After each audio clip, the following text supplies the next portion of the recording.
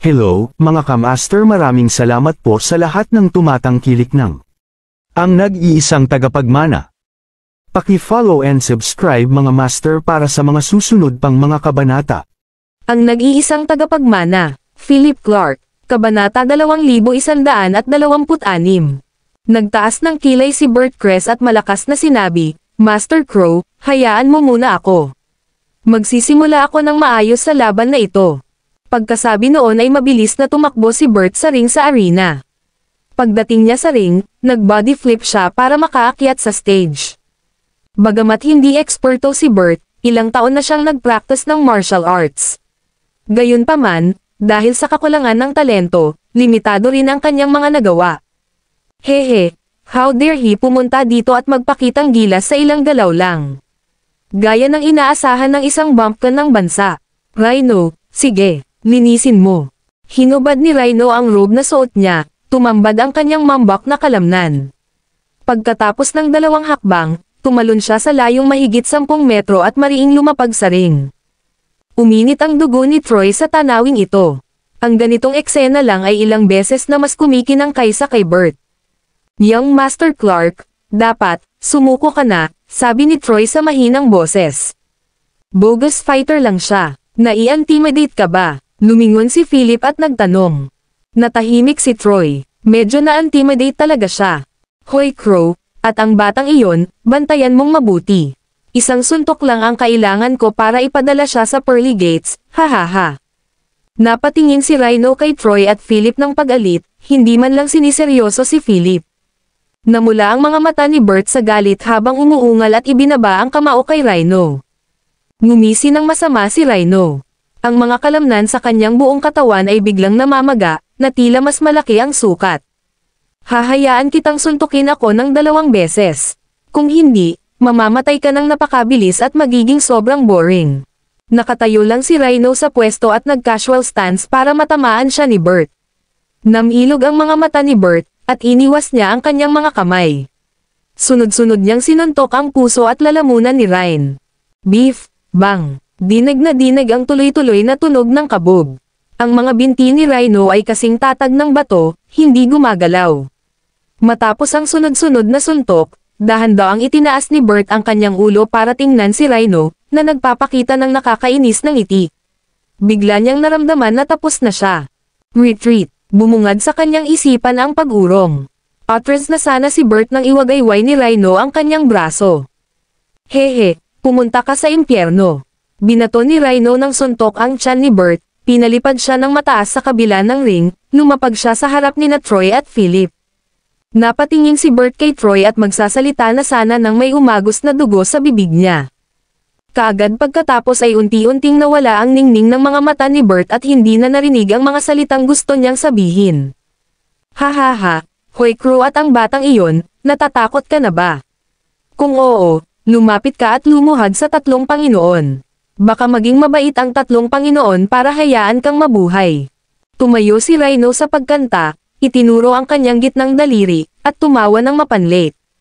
Napalunok si Troy habang ang mga mata ay napadpad kay Philip. Gusto niyang pigilan si Philip ngunit humakbang na si Philip papunta sa ring. Philip walked up ang mga hakbang sa pagkanta, na nag-trigger ng isang pagsabog ng mapanlate na pagtawa. Hahaha, ano ba itong nakikita ko dito? Ang lalaking ito ay talagang naglalakad sa hagdan. Ito ay masyadong basura. Paano maipapadala ang gayong tao para lumaban sa ring? Philip walked up ang mga hakbang sa pagkanta, na nag-trigger ng isang pagsabog ng mapanlate na pagtawa. Hahaha, ano ba itong nakikita ko dito? Ang lalaking ito ay talagang naglalakad sa hagdan. Ito ay masyadong basura. Paano maipapadala ang gayong tao para lumaban sa ring? This is such a rural area na walang kahit isang tao na makakalaban. Kung alam lang natin ng mas maaga, hindi na kailangan nandito ang 3 big boss. Maari sana nating supilan ang Crow na iyon ng mag-isa. Tingnan natin kung paano mamamatay itong talunan. Balita ko may mga bagong galaw si Rhino. Baka gamitin niya ang mga ito sa talunan na ito. Tiningnan ni Rhino si Philip nang may paghamak, gumawa ng thumbs down na kilos, at sinabing, bubuksan ko ang ulo mo. Kabanata 2127. Ang signature program ni Rhino ay nabasag ang bungo ng kalaban, dahilan para tumalsik ang dugo at utak. Sa sandaling ito, nakikita ang isang ordinaryong tao na may ordinaryong sukat, isang ordinaryong bilis, at tila walang kakayahan sa pakikipaglaban tulad ni Philip sa entablado. Medyo naiinip na si Rhino. Tumunog ang malamyos na ringtone ng isang mobile phone na nagpatigil sa solemn na nakapaligiran.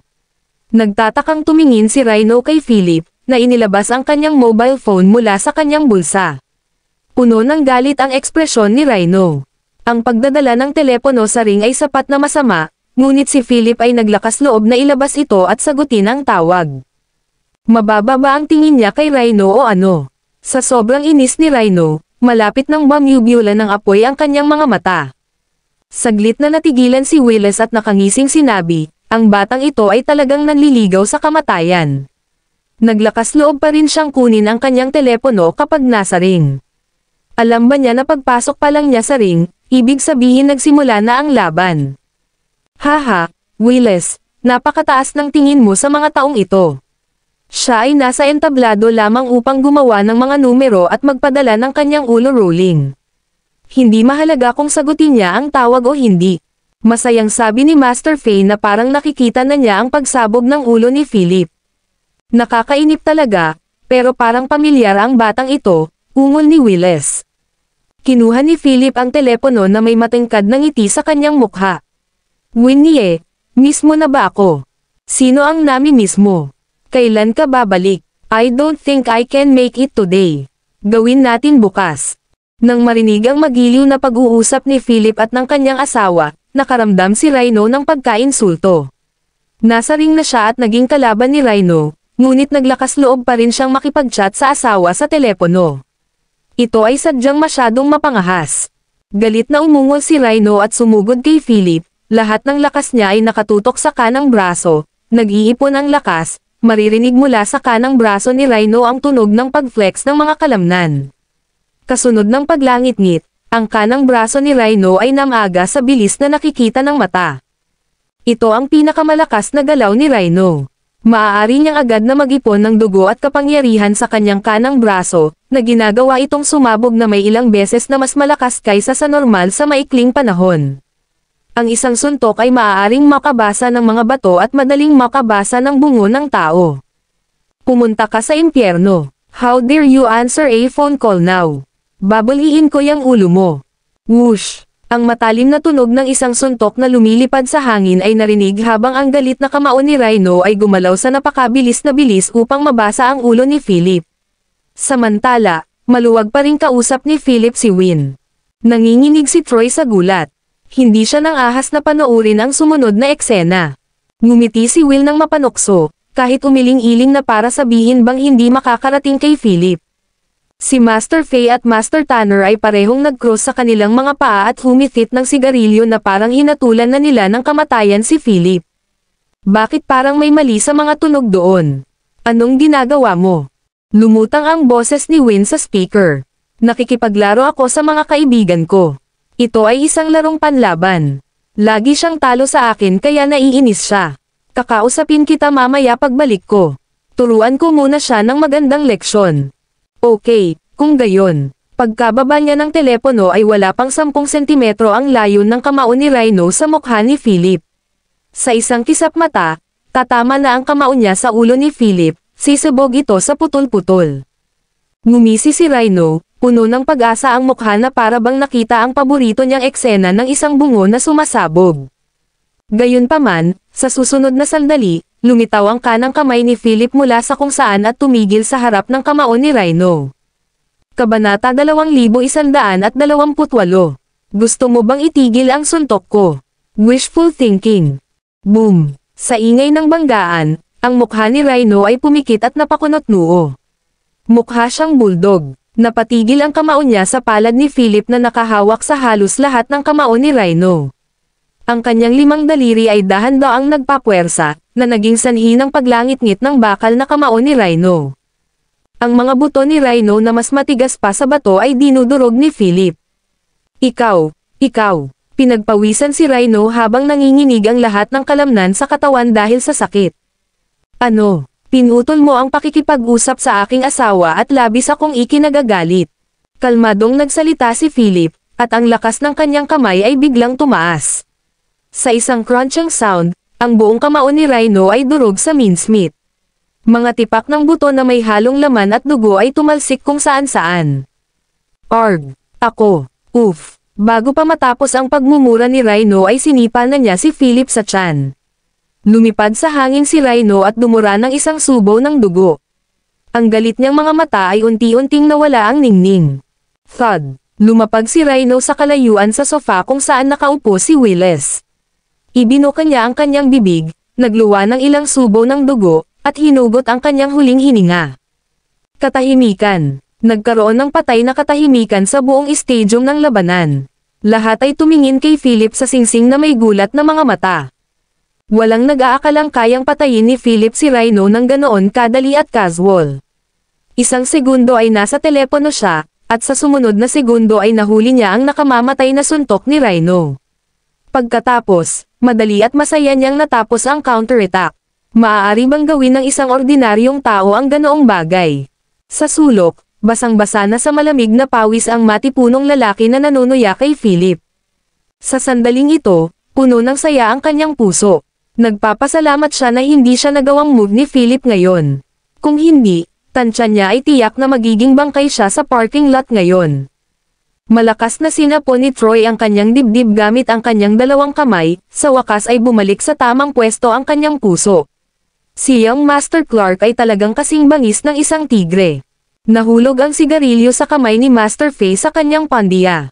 Nang masunog ang upos ng sigarilyo sa tela ng kanyang pantalon at may nag-aapoy na pananakit sa kanyang hita, bumalik si Master Fei sa kanyang katinoan. Habang mabilis niyang tinatangay ang upos ng sigarilyo sa kanyang pandiya gamit ang kanyang kanang kamay, tiningnan ni Master Fei ang katawan ni Rhino na may masakit na ekspresyon. Si Rhino ang dalubhasang na-recruit ni Master Fei na may malaking pera. Siya rin ang pinakamakapangyarihang bodyguard sa paligid niya. Ang kanyang biglaang pagkamatay ay maaaring ituring na isang kawalan. Galit na galit si Master Fei habang tinuturo si Philip at sumigaw, "Buti ka, bata. Masyado kang walang awa, tatandaan ko ito. Kung mamamatay ka dito ngayon, tapos na ang paggamit nito. Kung sinuwerte kang manatiling buhay, hahabulin kita habang buhay." Medyo madilim ang mukha ni Willis. Ang kakayahan ni Philip sa pakikipaglaban ay lumampas sa inaasahan ni Willis. Akala niya ay isang ordinaryong manlalaban lamang si Philip, ngunit ipinakita niya ang antas ng isang dalubhasa. Isang maputi ang balat na binata na may malamig na ngiti sa gilid ng kanyang bibig at nakatayo sa likod ni Willis.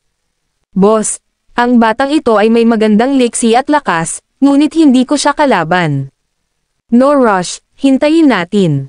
Hayaan mo na ang mga tauhan ni Old Tanner at subukan siya," nakasimangot na sabi ni Willis. Sa sandaling ito, nakaramdam ng kaunting panghihinayang si Willis na binago lang niya ang mga patakaran. Gayunpaman, walang silbi ang panghihinayang. Batay sa pagtatansya ni Willis, hanggat hindi maaaring pigilan ng mga tauhan ni Master Tanner si Philip at ubusin ang marami sa kanyang pisikal na lakas, maaaring patayin ng kanyang mga tauhan si Philip. Kabanata 2129. Ngumiti si Master Tanner at sinulyapan ang galit ni Master Fei. "Kuya Fei, huwag kang magalit. Namatay si Rhino para sa isang mabuting layunin. Bigyan mo lang siya ng maayos na libing at hayaan ang aking mga tauhan na maghayganti para sa kanya. Kamakailan lang ay kinuha ko si Chad, isang eksperto sa Muay Thai. Nanalo siya ng 30 sunod-sunod na tagumpay sa underground boxing competition sa ibang bansa. Sapat na siya para harapin ang batang ito. Isang matipunong lalaki na may tansong balat at hubad na pangitaas na katawan sa malaking pantalon ang lumabas mula sa likuran ni Master Tanner. Si Chad ay nagsanay ng Muay Thai sa ilalim ng gabay ng isang mas matandang henerasyon ng mga kampyon ng Muay Thai. Siya ay lumalaban sa underground boxing fights mula noong siya ay 16. Ngayong taon na ang lumipas, si Chad ang naging hari ng underground boxing arena. Hindi na mabilang sa kanyang mga kalaban ang napatay sa ring. Ang mga mata ni Chad ay mabisyo tulad ng isang ulupong, at siya ay nagsisi ng masama. "Master Tanner, babuliin ko ang bawat buto sa kanyang katawan." "Hahaha, buti naman. Lumaban ng mabuti para maibsan ang ilan sa mga pagkabigo ni Master Fei," sabi ni Master Tanner na may malaking ngiti. Sa opinyon ni Master Tanner, kahit 10 rhino ay hindi kayang talunin ang isang Chad. Sa kalkulasyong ito, tinatayang 3 o 5 Philips ang halos hindi makaabot ng draw kay Chad. Hindi tumakbo ni Chad kahit konti. Tumalon lang siya gamit ang explosive power ng kanyang katawan at tumalon sa ring 10 metro ang layo. Sa lugar kung saan napadpad si Chad ay isang pares ng lumubog na bakas ng paa at mga basag na marmol na tile sa sahig. Ang ganitong kakilakilabot na lakas ng pagsabog ay nagpakita ng kasuklam-suklam na pagiging epektibo ng labanan ni Chad ng lubos. Pumasok si Chad sa pagkanta, iniunat ang kanyang gitnang daliri, at sinenyasan si Philip. Anak, halika na. Kung maaari kang tumagal ng 10 galaw sa ilalim ng aking mga kamay, ito ay maituturing na aking pagkatalo. Si Chad, nakakasali lang ni Master Tanner, ay sabik na gumawa ng kanyang marka at nais niyang gamitin ang buhay ni Philip upang makagawa ng kanyang unang kontribusyon. Cut the crap, kailangan kong magmadaling umuwi, naiinip na sabi ni Philip. Damn it, naghahanap ka ng kamatayan. Galit na galit si Chad at huminga ng malalim. Naging makintab ang kulay bronze na kalamnan sa kanyang katawan. Ang kanyang mga angular na kalamnan ay unti-unting nagtipon, na parang isang patag na bakal. Napangiti si Master Tanner at sinabing, may nakita na ba ito dati? Ito ang kakaibang stunt ni Chad. Ito daw ang pinakamahusay na diskarte sa depensa. Ngumuso si Master Fei at hindi pinansin ang pagmamakaawa ni Master Tanner, nakalubog pa rin sa loob ng pagkatalo ni Rhino. Bumulong si Willis Hale sa 2 lalaki sa likuran niya. Mag-ingat kayo at hanapin ang kanyang mga kahinaan. Sabay na tumango ang 2 lalaki, nakatutok ang mga mata sa singsing. Nakagalaw na ang galit na si Chad. Sa sunod-sunod na maliliit na hakbang, mabilis na nilapitan ni Chad si Philip. Habang ginagamit niya ang kanyang lihim na paraan upang gamitin ang kanyang depensa, nagpasya si Chad na nagpadala ng atakihin kay Philip. Ang mga galaw ng Muay Thai ay ang pinakamasama at mabisyo. Hanggat inilunsad ang pag-atake, ito ay parang makamandag na ahas na lumalabas sa isang butas. Patuloy itong magigipit at umatake hanggang sa matalo ang kalaban. Iniwas ni Chad ang kanyang kanang kamao at dumiretso sa pisngi ni Philip habang ang kanyang kaliwang kamao ay nahuli ng bahagya at inatake ang lalamunan ni Philip. Ang 2 suntok ay mga pagkukunwari at maaaring baguhin ayon sa reaksyon ni Philip. Noong nakaraan, kapag ginamit ni Chad ang hakbang na ito, 70% ng kanyang mga kalaban ay mapapatay sa isang suntok. Tiningnan ni Philip ang pag-atake ni Chad nang may pang-aalipusta at mapanlit na itinuro ng kanyang gitnang daliri na kasing bilis ng kidlat. Dahil ngayon mo lang ibinigay sa akin ang gitnang daliri, ibabalik ko ang pabor. Nang makita ang gitnang daliri ni Philip, ang mga talukap ng mata ni Chad ay kumikislap habang hindi maipaliwanag ang takot ay lumaki sa kanyang puso. Ang huling beses na nakaramdam ng sobrang takot si Chad ay nang makaharap niya ang numero 1 boxing champion sa underground arena. Sa oras na iyon, ginamit ni Chad ang lahat ng kanyang lakas upang makatakas mula sa kamatayan at hindi namatay sa ring. Paano naman ang oras na ito? Biglang natarante si Chad. Hindi na magagamit ang 2 suntok na ibinato niya noon. Likas na binawi ni Chad ang kanyang mga kamao at inihanda na gamitin ang kanyang mga braso upang maprotektahan ang kanyang mukha. Pinagplanuhan ito ng mabuti ni Chad ngunit nabigo ang kanyang mga braso. Bago pa magkaroon ng sapat na oras ang kanyang mga bisig para bawiin, dumaan ang pinalawak na gitnang daliri ni Philip sa mga braso ni Chad at diretsyong tumusok sa pagitan ng mga kilay ni Chad. Kabanata 2130. His. Napabuntong hininga si Master Tanner, kumunat ang kanyang mga kilay dahil sa tensyon. Kumunat ang noo ni Willis, at ang mga daliri ng kanyang kanang kamay ay patuloy na tumatapik sa armrest ng sofa, na siyang nakagawa sa tuwing siya ay kinakabahan. Umiling si Master Fei sa pag-aakalang oras na para may sumabay sa kanya. Hindi lang siya makakaranas ng kahihiyan ngayon, at medyo masarap sa pakiramdam na may taong makakasama sa kanyang kalagayan. Natahimik ang puso ni Troy, at nawala ang kanyang huling pag-aalala. Nadama niya na si Philip ay tulad ng isang banal na sundalo at tiyak na makakamit ang huling tagumpay. Nakatutok ang gitnang daliri ni Philip sa pagitan ng mga kilay ni Chad ngunit hindi nangyari ang eksenang naisip ni Chad na ang gitnang daliri ni Philip ay tumusok sa kanyang bungo. Marahang nakatutok lang ang gitnang daliri ni Philip sa pagitan ng kanyang mga kilay. Walang sakit o Katie. Wala rin namang kakaibang pakiramdam. Tila tumigil ang oras sa sandaling ito. Napatingin ang lahat sa gitnang daliri ni Philip at sa mga kilay ni Chad na para bang naghihintay ng dugo na damanak sa susunod na segundo. Bahagyang ngumiti si Philip at dahan-daang binawi ang gitnang daliri. Napaatras si Chad ng 2 hakbang at hinawakan ang kanyang kilay gamit ang kanang kamay. Nang walang makitang mali, matagumpay na tumawa si Chad. Hahaha, sobrang lakas ng depensa ko. Kahit isang bala mula sa 100 mm na pistola ay hindi makakapasok sa aking tense na kalamnan. Ang susunod ay ang iyong kamatayan. Ayoko lang na may dugo sa damit ko, sabi ni Philip. Bullsh asterisk T, ang depensa ko ay hindi mo masisira, kaya hintayin mo na lang mamatay.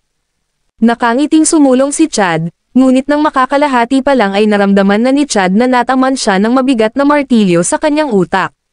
Kaagad pagkatapos, nagsimulang bumulwak ang dugo sa mga mata, tenga, bibig, at ilong ni Chad.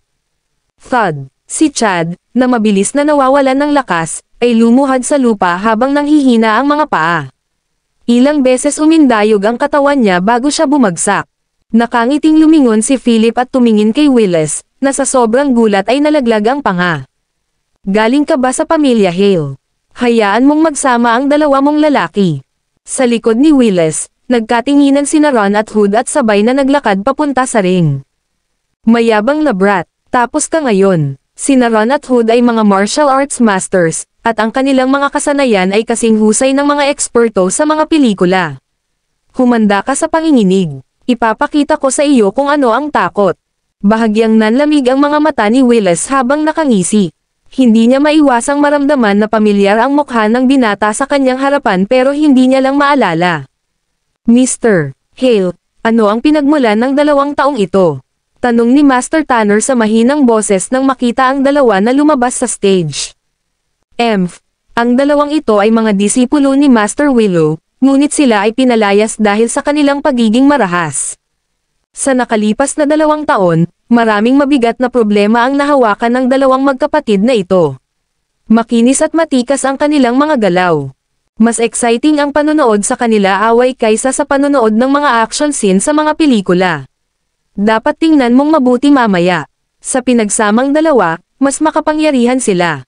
Matapos pakinggan ang pagpapakilala ni Willis, biglang lumitaw sa isipan ni Master Tanner at Master Faye ang imahe ng isang pare ng mga dakilang master. Mas lalo silang nakaramdam ng paghanga kay Willis. Bagamat kabilang si Willis sa isang malayong sangay ng pamilya Hale, napakakapangyarihan pa rin niya.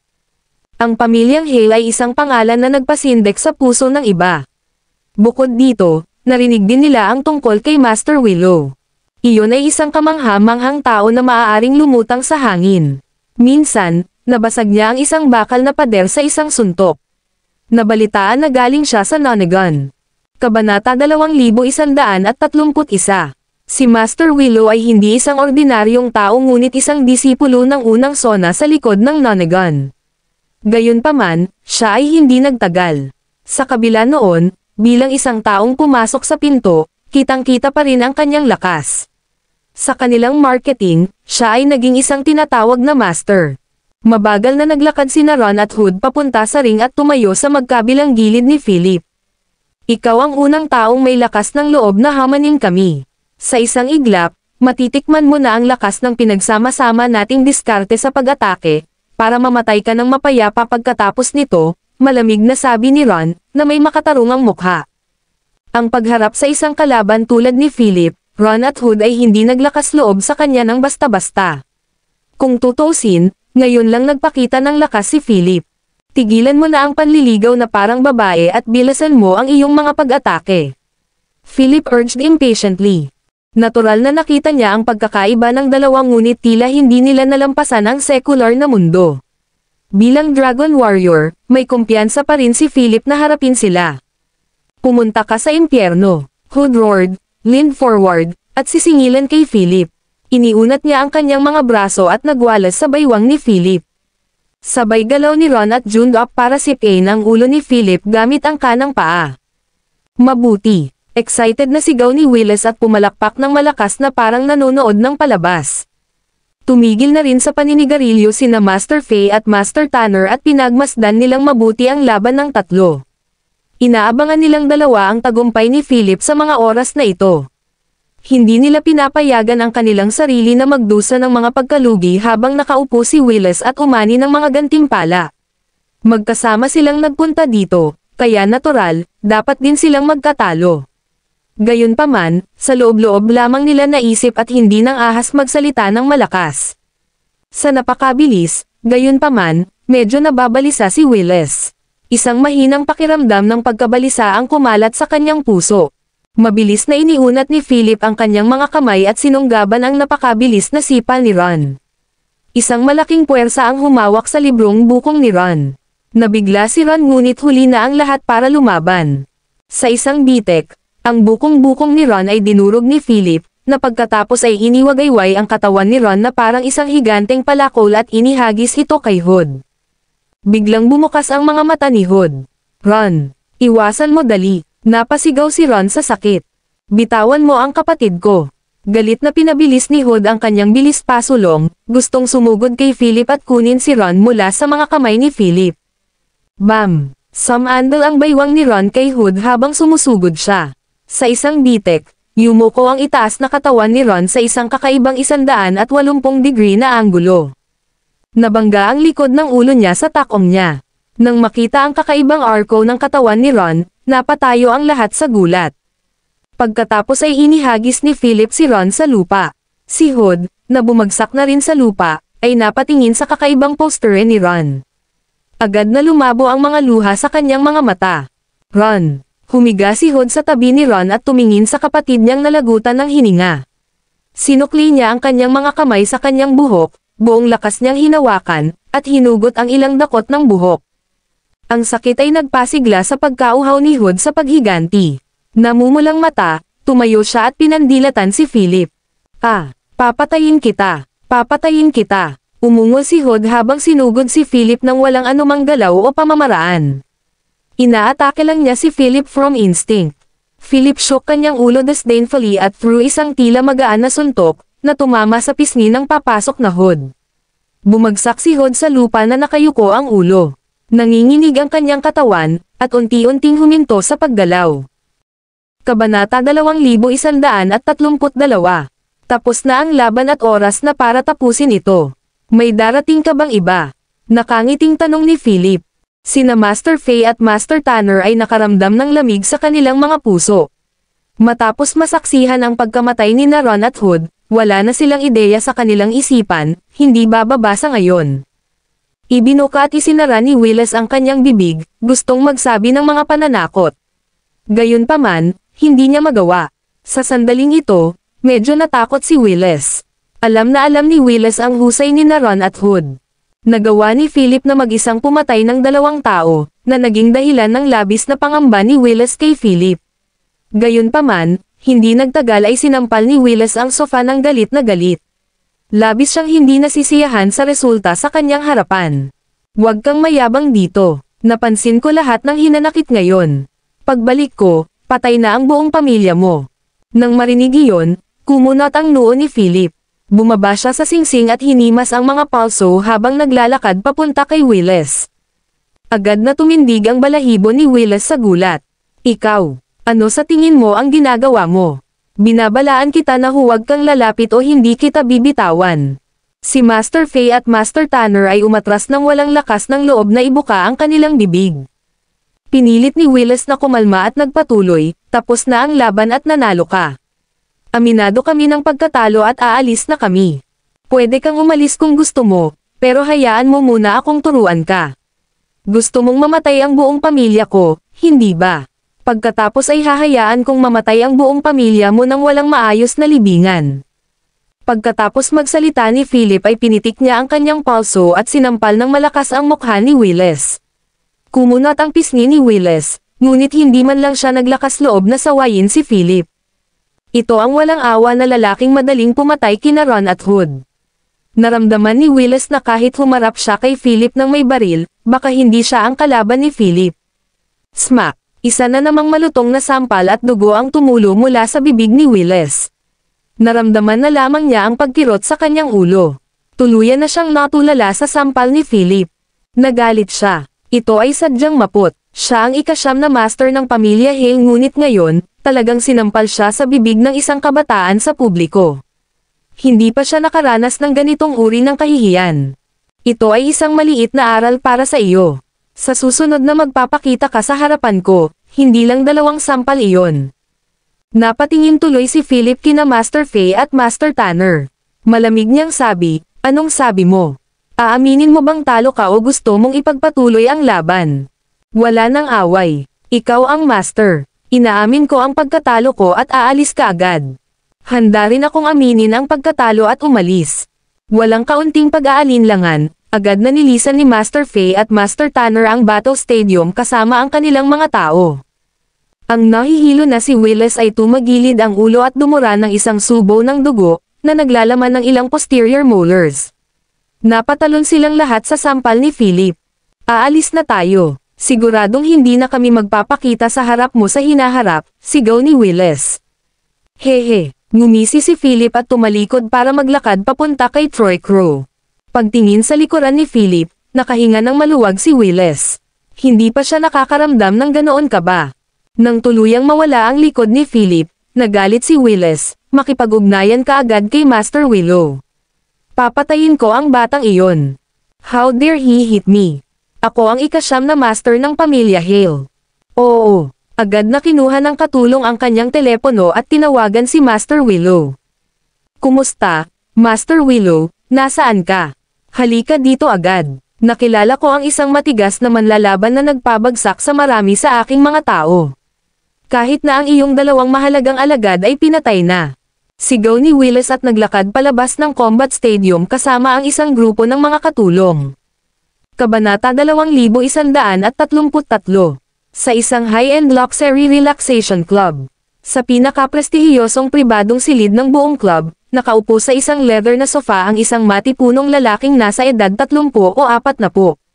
Niyakap niya ang kanilang mga hot, sexy, at fashionable na mga modelo sa kanyang mga bisig. Ang mga babaeng ito ay nakasuot ng napakaliit na ang mga tuhod ng mga lalaki ay nanghihina kapag nakikita sila. Ang nasa katanghaliang gulang na lalaki ay tumatawa at nakikipaglokohan sa mga babae, kumakain ng mga ubas na pinakain sa kanya at umiinom ng alak na gamulong pababa mula sa kanilang katawan. Nakakalasing ang eksena. Sa sandaling ito, ang pinto ng pribadong silid ay itinulak mula sa labas. Puno ng galit ang mukha ni Willis habang papasok na namumula ang pisngi. Dumiretso siya sa sofa, kumuha ng isang baso ng alak, at samubo ng malalaking subo. Clatter! Binasag niya ang baso ng alak sa kanyang kamay ng malakas sa sahig, nabasag ito sa mga piraso. "Master Willis, anong problema? Sino ang naglakas loob na kumilos laban sa isang miyembro ng pamilya Hale?" Hindi kaya alam ni Troy Crow ng Glenford ang kapangyarihan ng pamilya Hale. Sa sofa, tanong ng medyo may edad na lalaking nakayakap sa mga babaeng nakapaligid sa kanya na may mapanuksong ngiti sa labi. Malungkot ang mukha ni Willis habang marahas na nagmumura, walang iba kundi ang taong dinala ni Troy na humamon sa ilan sa ating mga eksperto at pumatay pa sa 2 sa iyong minamahal na alagad. Hindi ka ba nalulungkot, Master Willow? Napasulyap ang nasa may sofa na nasa katanghaliang gulang na babae sa katabi niyang babae. Lumapit ang babae kay Willis, ngumiti ng nakakaakit, at sinabing, "Master Willis, huwag kang magalit. Halika, uminom ka." Madaling asikasuhin ni Master Willow ang anumang bagay para sa iyo. Inabot ni Master Willow kay Willis ang isang baso ng alak at nakangiting sinabi, "Master Willis, dapat mong malaman na mas marami akong disipulo kaysa sa 2 iyon. Dahil hindi sila kasing galing ng iba, oras na para mamatay. Gayunpaman, sobrang interesado ako sa lalaking sinasabi mo ngayon." Kinuha ni Willis ang baso ng alak at nilagok ang laman. Samandal siya sa sofa na may kaunting interes at sinabing, "Hindi ko kilala ang batang iyon." Dinala siya ni Troy. Siya ay napakabata at nasa kanyang 20s. Ang pangalan niya ay Philip Clark. Philip Clark. Ngumiti si Master Willow, ininom ang alak mula sa baso sa kanyang kamay, at sinabing, "Okay, Master Willis, ipaubaya mo sa akin ang bagay na ito. Ako na mismo ang bahala sa iyo." Nang marinig ito ni Willis, Agad siyang naging interesado at nagising sinabi, 2 beses akong sinampal ng batang iyon sa harap ng maraming tao. Gusto kong mahuli mo siya at putulin ang kanyang mga kamay. Oo naman. Dahil hindi niya iniisip ang pamilya Hale, tiyak na hindi ako uupo. Pagkatapos sabihin iyon, bumangon si Master Willow nang biglang lumabas ang matinding lamig sa kanyang katawan. At saka, may mahinang patong ng aura sa katawan niya. Oo naman, si Master Willow ay hindi isang ordinaryong tao mula sa secular na mundo. Puno ng panunuya si Willis nang makita ang tindi ng pumutok mula kay Master Willow. Mapahamak ka, Philip Clark. How dare you make a move against me, Willis Hale? Ang iyong oras upang mamatay ay dumating. Matapos ibalik si Philip, bumalik si Troy sa kanyang villa. Ngayong gabi ay naging eye-opener para sa kanya. Hindi niya inaasahan na ganoon kagiting si Young Master Clark. Gaya ng inaasahan ng Young Master ng pamilya Clark. Si Troy ay nakaupo sa sala sa sandaling ito, tinatalakay ang mga estratehiya para sa pagpapatatag ng pangkalahatang sitwasyon kasama ang ilan sa kanyang mga pinagkakatiwalaan. Biglang sumugod ang isang underling na nababalutan ng dugo mula sa pinto at bumagsak sa sahig. Sumigaw siya, Master Crow, may naririto para magtapon ng basura.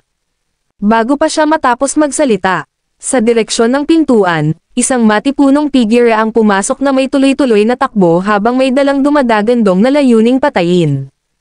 Kabanata 2134. Itinaas ng matipunong lalaki ang kanyang kamay at ang napapalawak na baton na kinuha niya mula sa villa. Binasag ng mga bodyguard ang likod ng ulo ng underling, na direktang tumagos dito. Ang eksenang ito ay nagulat kay Troy at sa iba pa sa sala. Swoosh! Kaagad, mahigit 12 mga thug na nakaitim ang pumaligid sa bahay mula sa loob at sa labas. Puno ng galit ang mukha ni Troy habang nakatingin sa kababata sa sahig na namatay ng malungkot. Pinandilatan niya ang matipunong lalaki na puno ng hangarin na pagpatay at umungal, sino ka? How dare you break? Sa aking pribadong tirahan. Pagod ka na bang mabuhay? Ilang tapat na lalaki ang tumayo sa harap ni Troy dahil sa takot na ang kabilang partido ay gumawa ng preemptive strike. Ang matipunong lalaking iyon ay walang iba kundi si Master Willow. Sa sandaling ito, ang kanyang mga mata ay napuno ng nakakakilabot na lamig. Sinulyapan niya ang 12 ng mga tulisan sa paligid. Kanya, tumawa siya ng masama habang sinasabi, si Troy Crow, ang pinuno ng underground world sa Glenford, ay walang iba kundi langgam sa aking palagay. Wala ring silbi ang mga bantay mo rito. Nang marinig ito, napakunot ang noo ni Troy. Hindi niya nakilala ang taong nasa harapan niya. Mapangahas, how dare you barge into my private residence at saktan ang lalaki ko? Ibaba mo siya para. Ako, galit na sigaw ni Troy, at higit sa 12 ng lalaki sa paligid niya ang sumugod kasama si Master Willow. Napapalawak na mga baton at punyal. Malamig na ngumiti si Master Willow, umiling na may panghahamak sa kanyang mga mata, at sinabing, bakit naman? Hamanin ang kapangyarihan ng tigre. Mamatay. Ang kanyang isang salita ay nahulog tulad ng isang kulog. Kaagad pagkatapos, sa mga natulala na tingin ng lahat, ang katawan ng matipunong lalaki. Biglang sumambulat na may napakabangis na mamamatay tao na aura. Ang patong ng maputlang-puting aura sa kanyang katawan ay nagpatigil sa kanilang mga batuta at punyal na makalapit sa kanya. Pagkatapos, ang matipunong figure ay kumislap ng ilang beses at mahigit 12 ng mga tulisan ang lumipad pabalik. Basag. Hinawakan ni Master Willow ang leeg ng isa sa mga tulisan at binuhat siya. Puno ng galit ang boses niya bilang. Sabi niya, ignorante na basura. Kamalig. Marahas niyang itinapon ang magnanakaw at binasag ito ng malakas sa ilan pang mga tao, na nagpalipad sa kanila. Malakas silang nontog sa pader at naging sanhi ng pagkabasag ng dingding. Nang makita ang eksenang ito, natarante si Troy. Ang gayong nakakatakot na paraan at lakas ay matagal nang lumampas sa pangunawa ng mga ordinaryong tao. Ang lalaking ito ay kapareho ng mga gwardya sa paligid ni Young Master Clark. Sa isang iglap, may naisip si Troy. Nakatayo sa likod ng kanyang huling 4 na tapat na subordinate, nagtanong si Troy. Ikaw ba ang Master Willow na binanggit ni Willis Hale? Si Master Willow ay ngumiti ng masama at sinabi, mukhang hindi ka masyadong tanga. Ngayong alam mo na ang aking pagkakakilanlan, hahabulin ko. Nasaan si Philip Clark? Nanlamig ang mukha ni Troy nang maunawaan niya kaagad ang gusto ng kabilang partido. Hinahabol niya si Young Master Clark. Hindi ko alam ang sinasabi mo. Wala akong gagawin para pabayaan si Young Master Clark. Nagnganga ang ngipin ni Troy at sumigaw, at saka, nilalabag ni Willis Hale ang mga patakaran sa paggawa nito. Mula noong natukoy na ang resulta sa ring, hindi siya dapat maghayganti. Tumawa si Master Willow, lumapit kay Troy, at sinabing, Troy Crow, isa kang matuwid na tao, ngunit kung hindi mo sasabihin. Sa akin ang kinaroroonan ni Philip Clark ngayon, maaari ka lamang mamatay dito. Agad namang ibinato ng 4 na tulisan sa harap ni Troy ang kanilang mga kamao kay Master Willow.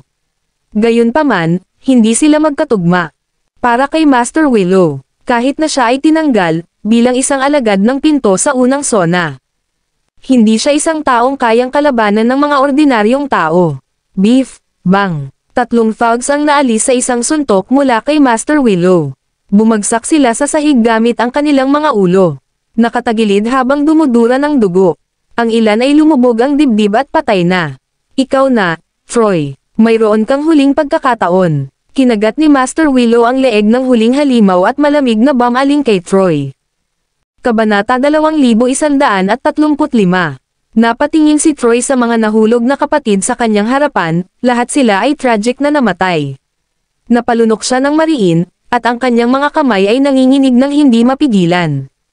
Itong si Master Willow na nasa harap niya ay talagang hindi isang ordinaryong tao. Ang gayong lakas at paraan ay tiyak na hindi niya kayang makipagkompetensya. Gayunpaman, hindi kailanman ipagkanulo ni Troy si Philip. Haha, kahit matapakan mo ang bangkay ko, hindi ko sasabihin sa iyo ang kinaroroonan ni Young Master Clark. Malamig ang puso ni Troy habang nagdedesisyon. Nagdilim ang mga mata ni Master Willow habang nakatingin kay Troy na may banayad ng ngiti. Sabi niya, Troy, talagang tao ka. Pero iisa lang ang buhay mo. Pinag-isipan mo ba itong mabuti? Kinagat ni Troy ang bala at mariing sinabi, gawin mo lang ang gusto mo. Mabuti. Ngumisi si Master Willow, humakbang paarap, at sinunggaban ang suntok na ibinato ni Troy sa kanya. Basag. Sa isang twist ng kamay ni Master Willow, yumuko ang kanang braso ni Troy sa 90 degree na anggulo. Ang tunog ng mga bali ng buto ay narinig. Isang mahinang hiyawan ang umalangaw-ngaw sa buong vilya. Namumula ang mga mata ni Troy, at puno ng malamig na pawis ang kanyang noo. Tinitigan niya ng matiim si Master Willow, nagtaas ng isa pang kamao, at sinuntok si Master Willow. Gayunpaman, basag. Nabali rin sa lakas ang kabilang braso ni Troy. Bang! Itinaas ni Master Willow ang paa at sinipa si Troy sa dibdib. Napatras ang huli at natama ng malakas ang sofa sa likod niya kaya nabaligtad ang buong sofa. Bumagsak si Troy sa sahig na may 2 belang braso. Pulang-pula ang mukha niya, at nakadapa lang ang mga balikat niya sa sahig, sinusubukang bumangon.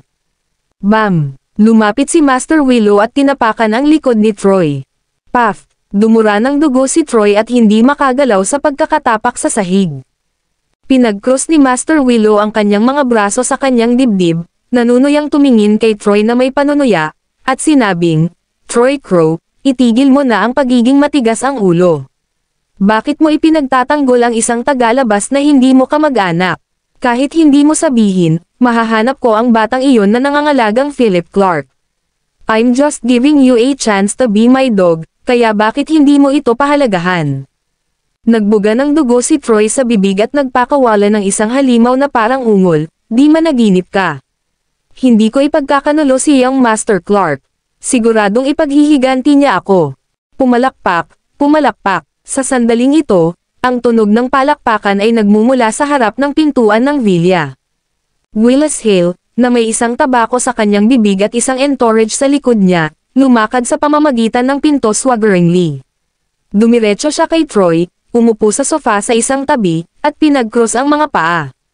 Pagtingin niya kay Troy na nakahiga sa sahig at bali ang mga braso, sabi niya, Troy, anong meron? Bakit ka nakahiga sa sahig na parang aso?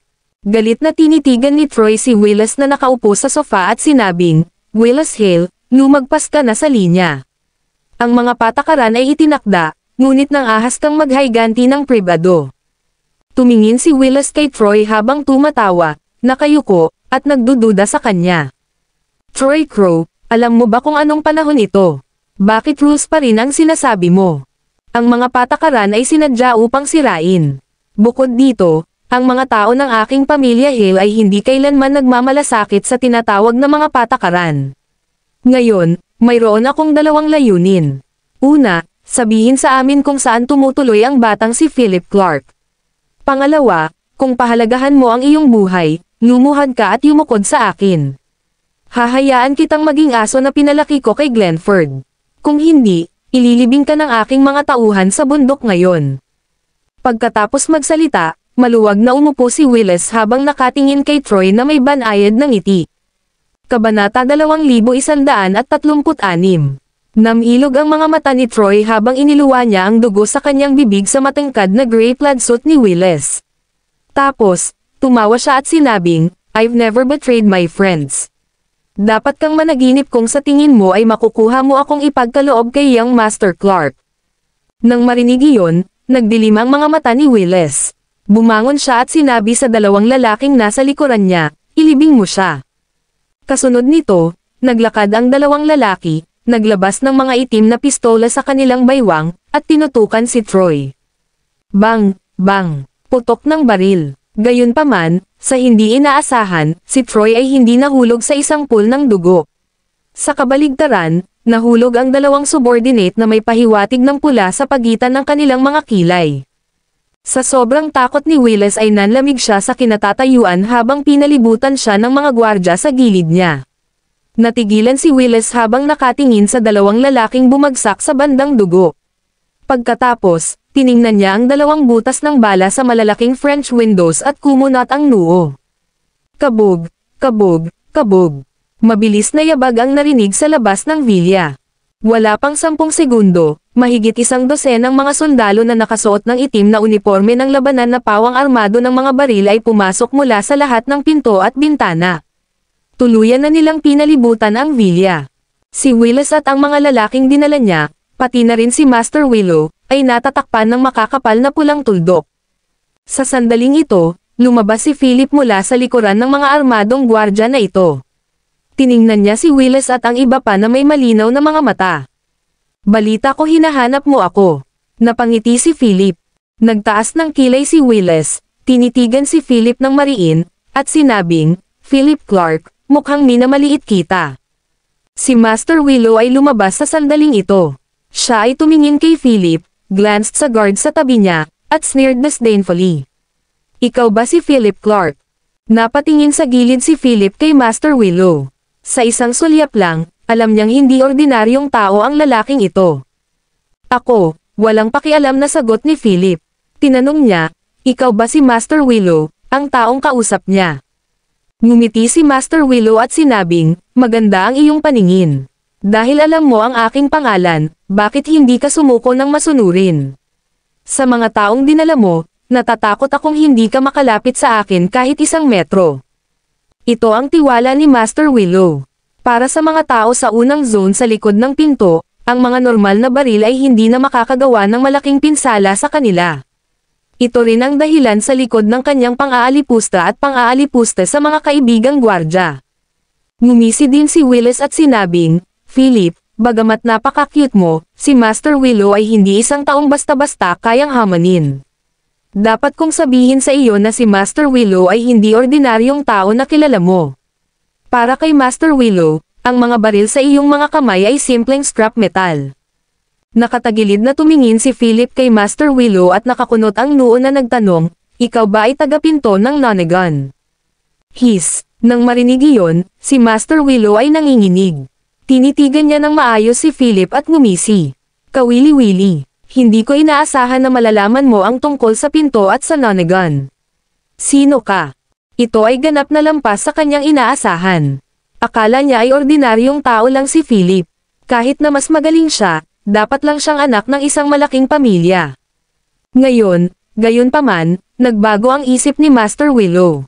Ang isang taong nakakaalam tungkol sa pintuan sa Nonagon ay tiyak na hindi isang ordinaryong tao, lalo na mula sa isang ordinaryong pamilya. Nagbigay ito kay Master Willow ng isang pahiwatig ng takot, ngunit isang pahiwatig lamang. Sino ako? Tanong mo. Philip laughed na may pang-aalipusta at provocation sa pagitan ng kanyang brows. Sabi niya, hindi kaya ibinunyag ng mga tao mula sa 5 pavilion ang aking pagkakakilanlan. Kabanata 2137. Yung 5 pavilion. Nang marinig ang pagbanggit nito, naningkit ang mga mata ni Master Willow habang ang gulat ay sumabog sa kanya. Alam talaga ng binata sa kanyang harapan ang tungkol sa 5 pavilion. Hindi ka panipaniwala. Para kay Master Willow, ang 5 pavilion ay parang langit. Sino ka ba? Nagdilim ang mga mata ni Master Willow, at napuno sila ng pagtataka. Tinitigan niyang mabuti si Philip at sinabing, galing ka rin ba sa likod ng pinto? Kung gayon, sa palagay ko maaari tayong umupo at mag-usap. Sa bagay, iisa lang naman ang pinanggalingan namin. Marahil ay maaari pa tayong magtulungan sa hinaharap. Iniwan ni Master Willow ang ideya na pilitin si Philip. Dahil alam ng kabilang partido ang tungkol sa 5 pavilion, ginagamit ito na hindi siya isang ordinaryong tao. Bukod dito, hindi masabi ni Master Willow kung gaano kahusay si Philip. Iyon ay dahil hindi niya naramdaman ang espesyal na uri ng larangan ng enerhiya mula kay Philip. Mayroon lamang 2 paliwanag para dito. Una, ang kabilang partido ay isang normal na tao na nagkataong mas nakakaalam o may ilang makapangyarihang miyembro ng pamilya na may koneksyon sa Nonagon. Pangalawa, ang lakas ng kabilang partido ay higit pa sa kanya. Ang mga disipulo na nakarating sa 3 sona ang malayang makapagpigil sa kanilang espesyal na larangan ng enerhiya. Ito ang unang posibilidad, kung maaaring magsimula alang ni Master Willow ang background ng kabilang partido at piliin na huwag kumilos. Kung ito ang pangalawa, kung gayon si Master Willow ay ganap na walang pagkakataong manalo. Isa lamang siyang alagad na naalis sa unang sona.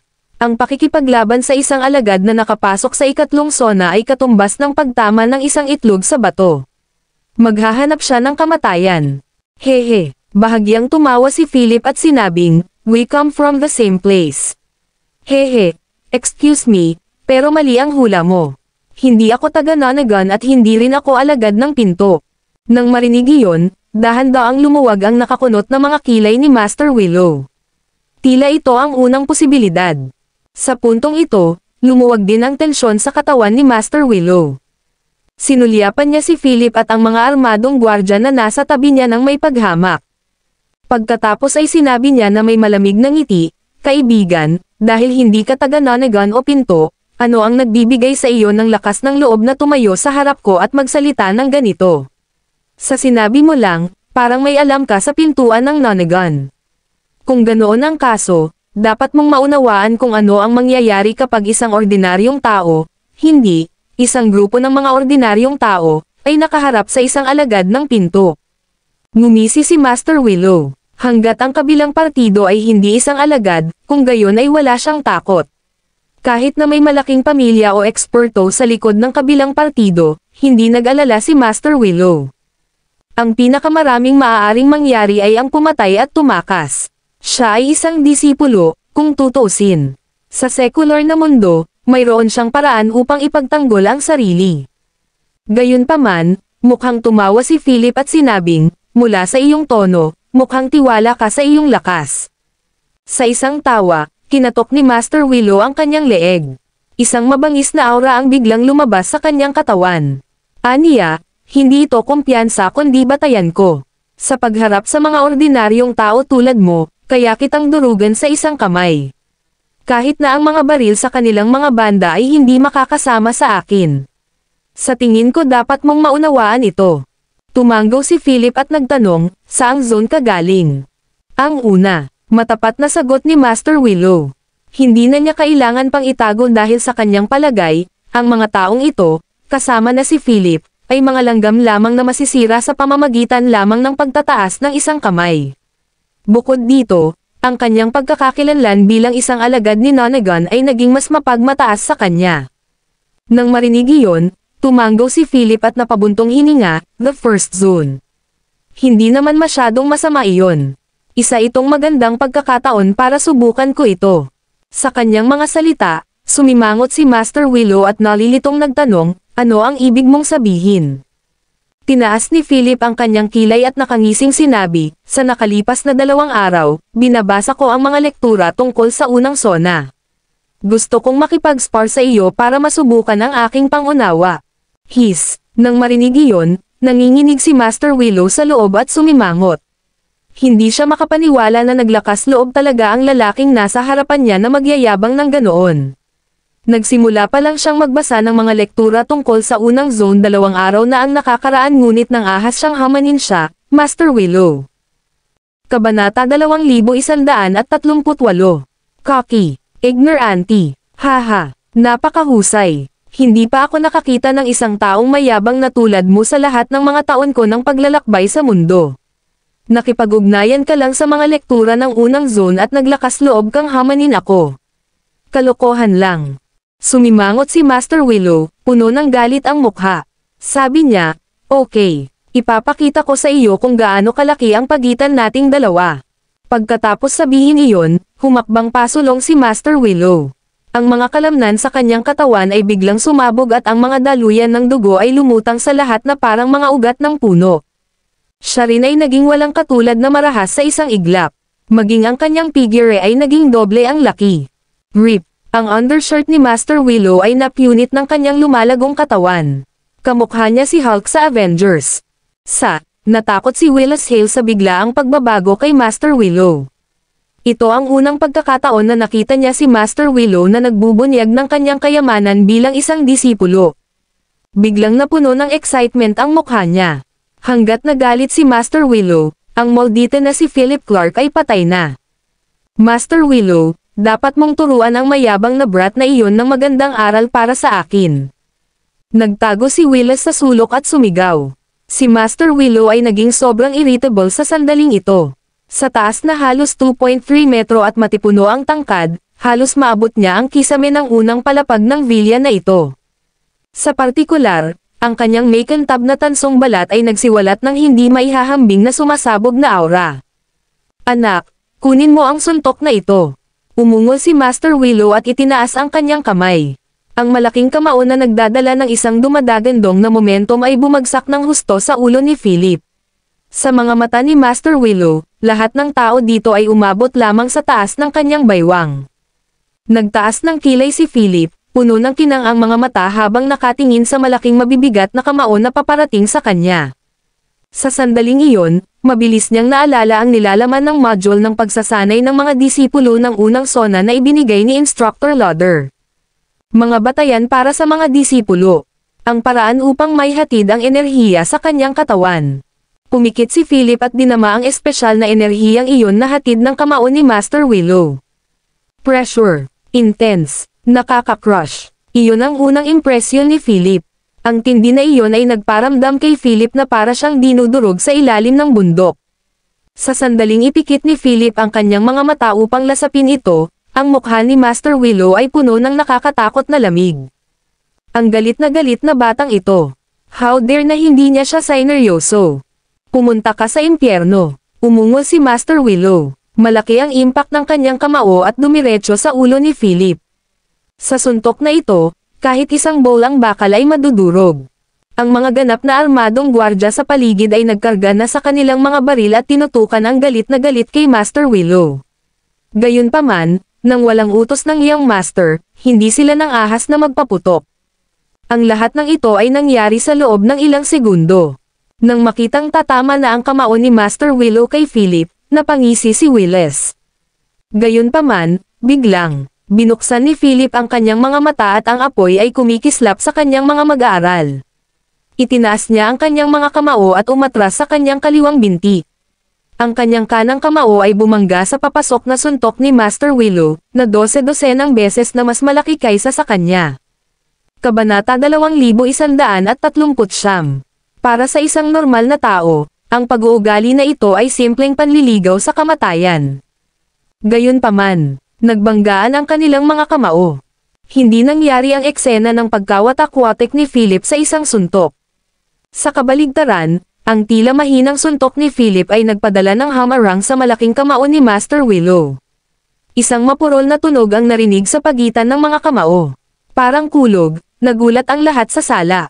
Nagulat si Master Willow. Hindi niya inaasahan na ang suntok na ibinato niya ng buong lakas ay haharangin ng isang batang hindi pa nakapasok sa pinto. Nang siya ay naghahanda para sa isa pang suntok, isang nakakagulat na eksena ang nangyari. Mabilis na nilamon ng apoy ang kamao ni Philip. Ang mga apoy na iyon ay lubhang nagninangas at nangingibabaw. Mula sa isang bola ng apoy, mabilis itong lumaki at naging isang nagninangas na chimera. Kaagad pagkatapos, ang fire chimera mula sa kamao ni Philip ay nagbuga ng lakas. Sa isang dagandong, sumugod ito papunta kay Master Willow. Dagandong. Sa mga mata ni Master Willow, nakita lang niya ang nagngangalit na apoy na chimera na nakabukas ang mga panga na sumusugod sa kanya. Pagkatapos, ang malakas na presyo at nagliliyab na heatwave ang nagpalipad sa kanya.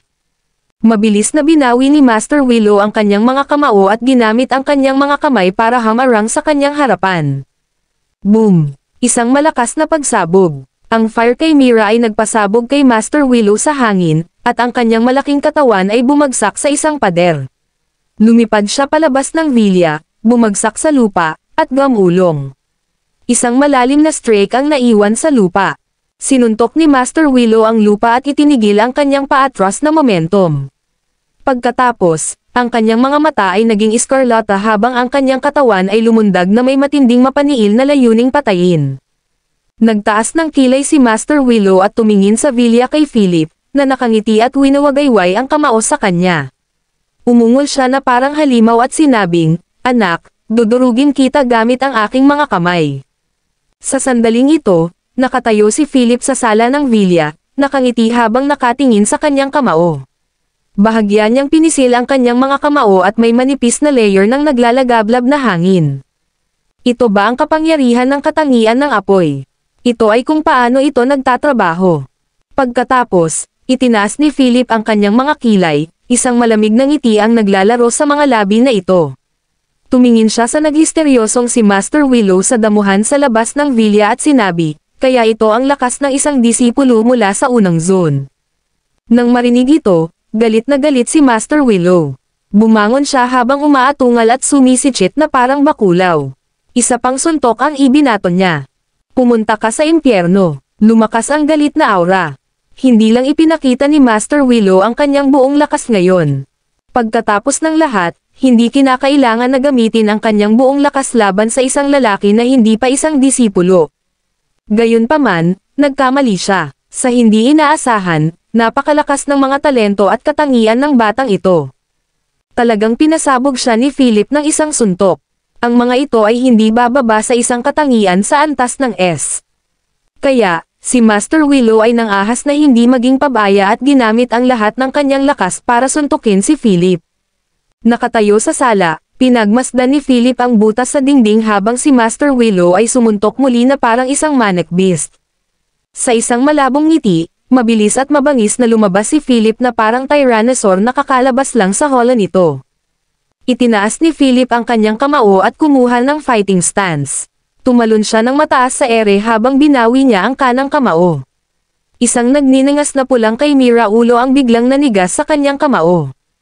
Boom! Ang suntok na ito ay dumarating sa ulo ni Master Willow. Hindi nakaiwas si Master Willow sa oras. Masyadong mabilis ang mga galaw ni Philip. Nakita lamang ni Master Willow ang tila mga marka ng apoy sa ilalim ng mga paa ng kanyang kalaban. Pagkatapos, nakita niya si Philip na tumalon ng mataas sa hangin at isang kamao na may solidified fire chimera ang nabasag sa kanyang ulo. Kabanata 2140. Boom! Si Master Willow ay pasuray-suray na patagilid. Ang kanyang napakalaking katawan ay tila handa ng bumagsak, ngunit ang bibig ni Master Willow ay yumigting at ang kanyang katawan ay sumabog ng may malakas na puwersa habang mabilis niyang inayos ang kanyang katawan. Kasabay nito, ang kanyang kamao ay tila bumubuo ng isang parang bato na panlabas na shell habang sinuntok niya si Philip. Si Felipe ay hindi isang alagad at walang karanasan sa pakikipaglaban sa ibang disipulo. Hindi niya naiwasan ang suntok na ito. Hinarang lang niya ang mga braso niya sa harapan niya. Automatikong tumigas ang isang layer ng flame armor sa kanyang mga braso. Boom! Ang malabaton na kamao ni Master Willow ay bumagsak sa apoy na armor sa mga braso ni Philip nang walang kapantay na puwersa. Nabasag ang baluti. Napabuga si Philip sa himpapawid at nahulog sa kalapit na mga palumpong. Saan man siya dumaan, ang apoy na baluti na nahiwalay sa kanyang katawan ay sinunog ang itim na damuhan. Ito ang unang pagkakataon na gumamit ng kanyang katangian upang patatagin ang enerhiya, kaya hindi pa siya masyadong sanay. Ipinilig ni Master Willow ang kanyang ulo, at ang kanyang mga mata ay sumabog na may nakatusok na hangarin sa pagpatay. Tinitigan niya si Philip na bumagsak sa lupa at dahan-daang lumapit sa kanya. Sa bawat hakbang niya, gumuho ang lupa sa ilalim ng kanyang mga paa. Mula sa ilalim ng kanyang mga paa, isang layer ng stone armor ang nabuo sa katawan ni Master Willow. Anak, hindi ko akalain na napakalakas ng iyong katangian ng apoy. Naging pabaya ako, ngunit ngayon, oras na para mamatay ka. Kung papayagan kitang magsanay pagkatapos pumasok sa pinto, magiging banta ka sa akin sa hinaharap. Si Master Willow ay naglakad ng paisa-isa, mahina ang boses. Sa sandaling ito, siya ay parang galit na bakulaw na natatakpan ng isang layer ng kayumangging sandata ng bato. Pagkatapos, binilisan ni Master Willow. Sinugod niya si Philip at sinuntok ang lupa kung saan nakita si Philip. Boom! Ang suntok na ito ay nabasag ang isang malalim na hukay sa lupa, na nagpapalipad sa lupa. Gayunpaman, walang nakitang pagdanak ng dugo. Sa halip, sa gitna ng hangin, ang binti ni Philip ay nagdala ng mga alon ng apoy habang siya ay sumipa palabas ng patagilid sa leeg ni Master Willow. Itinaas lang ni Master Willow ang kaliwang braso, kung saan dumaong ang sipal ni Philip. Walang pinsalang nagawa. Ibinaling ni Master Willow ang kanyang ulo sa gilid na may mabangis na pagngisi. Hinawakan niya ng backhand ang paa ni Philip at inihagis ito ng mataas bago ito ibinagsak sa lupa. Kahit na ang isang alagad ay madudurog sa sugat na ito, dito, si Philip ay isang ordinaryong tao lamang. Tiyak na magiging mincemeat siya. Gayunpaman, isang kamangha-manghang eksena ang nangyari. Sa sandaling ibinagsak si Philip sa lupa, biglang bumulwak ang isang layer ng asol na tubig dagat sa ilalim ni Philip. Si Philip ay nabasag sa tubig, na nabawi ang pinsalang dulot ng suntok. Kasabay nito, ang bumubulusok sa tubig dagat ay naging dalawang asol na dragon, umuungal at sumugod kay Master Willow, na nagpatambo sa kanya pabalik. Bumagsak si Philip sa lupa at gamulong. Basang-basa siya sa balat, nanigas ang mga mata niya habang nakatingin sa light blue na halo sa kamay niya. Puno ng singaw ng tubig ang kanyang mga palad, at pinakanak ang tumutulo ang mga patak ng tubig. Katangian ng tubig. Sa kritikal na sandali, ang katangian ng tubig ay lumabas sa sarili nitong. Pinatatag ni Master Willow ang kanyang katawan na may natulala na ekspresyon sa kanyang mukha. Tinitigan niya si Philip na dahan-daang tumayo mula sa lupa at sinabing, "Water attribute. Mayroon kang dalawahang katangian." Sa sandaling iyon, napagtanto ni Master Willow na seryoso ang mga bagay. Ang mga taong may dalawahang katangian ay magiging mga henyo kapag nakapasok na sila sa pinto. Tiyak na kukunin sila ng iba't ibang organisasyon o maging ng 5 pabilyon. Ang mga tagumpay sa pagganap para sa isang tulad nito ay walang limitasyon. Kaya, sa sandaling iyon, alam ni Master Willow na dapat niyang patayin ang taong ito ngayon. Kung hindi, sa hinaharap, ito ang kanyang buhay sa linya. Kabanata 2141. Si Philip ay nakakaramdam pa rin ng kakaibang pagbabago sa kanyang katawan sa sandaling ito, na ang pagbabago ng mga katangian at ang kanyang pakiramdam sa bagay. Hindi niya rin inaasahan ito. Gusto lang niyang subukan ito ngunit ang resulta ay ang malaking pagbabago nito. Ito ba ang natatanging kapangyarihang taglay ng mga disipulo? Talagang ito ay higit sa kung ano ang maaaring maunawaan ng mundo. Hindi katakataka na ang mga disipulo ay hindi pinahintulutang ipakita ang kanilang mga talento sa mundo. Ang gayong lakas at paraan ay sapat na upang mabiga ang mundo. Nakataas ang kanyang kilay, napangiti si Philip habang nakatingin sa galit na si Master Willow at mahinang sinabi, "Kaya, iyon lang ang lakas na mayroon ka." Dagandong. Nang marinig ito, isang malaking halaga ng galit ang lumabas sa katawan ni Master Willow. Parang baliw na angal niya kay Philip.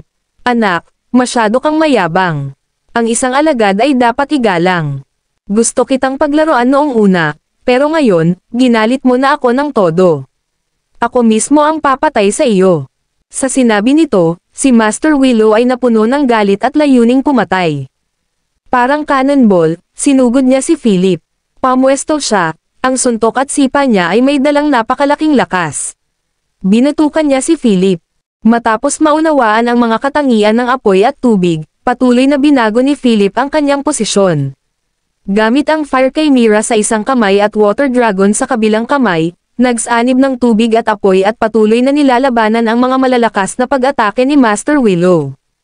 Ang buong maliit na hardin ay parang isang special effects na eksena sa isang pelikula.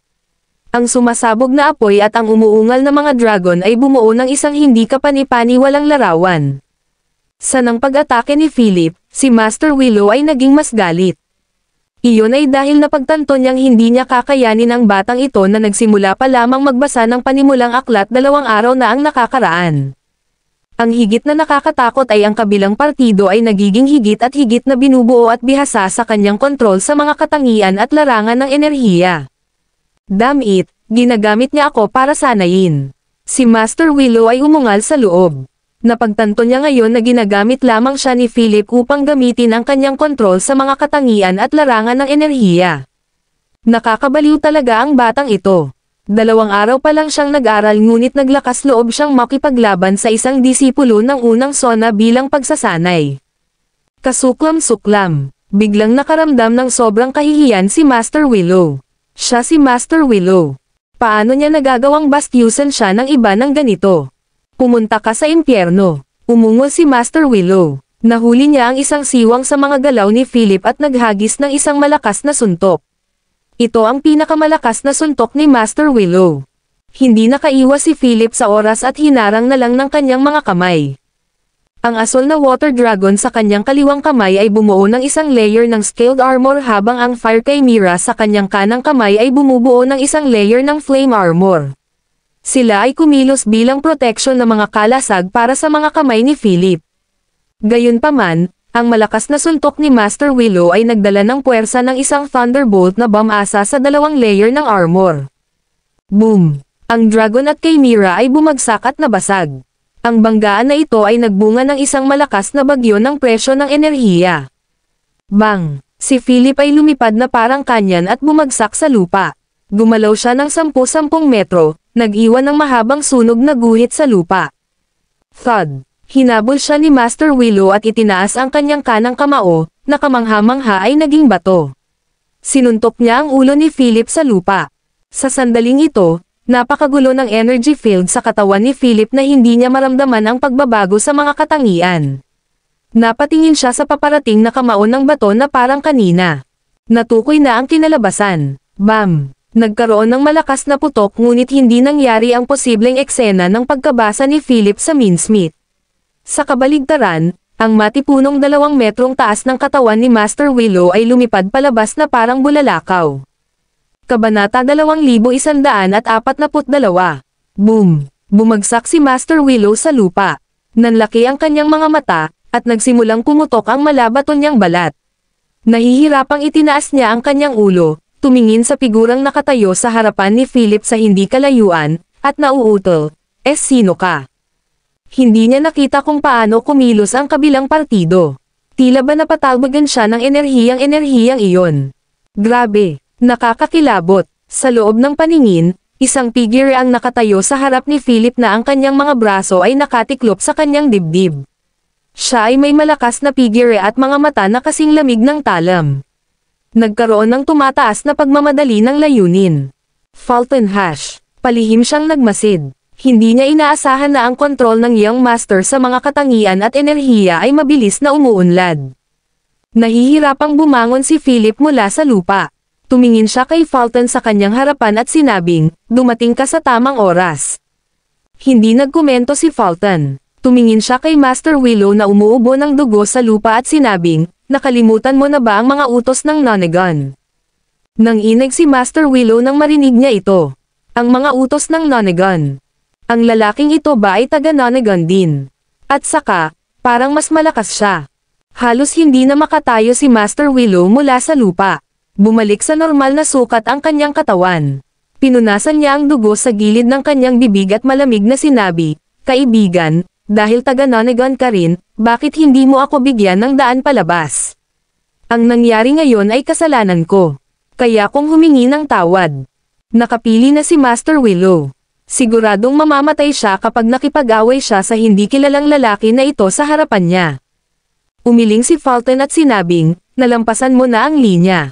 Ayon sa mga alituntunin ng Nonagon, ang pinagmumulan ng mga katangian sa iyong katawan ay dapat na alisin." Nang marinig ito, nanlaki ang mga mata ni Master Willow. Tumalikod siya at tumalon, sinubukang makatakas. Gayunpaman, malamig na sumangot si Fulton. Itinaas niya ang kamay niya at gumawa ng grabang motion. Ang buong katawan ni Master Willow ay tila pinipiga ng isang malaking kamay na hindi nakikita. Ang susunod na segundo, puff, ang kanyang buong katawan ay nadurog sa isang madugong ambon sa hangin.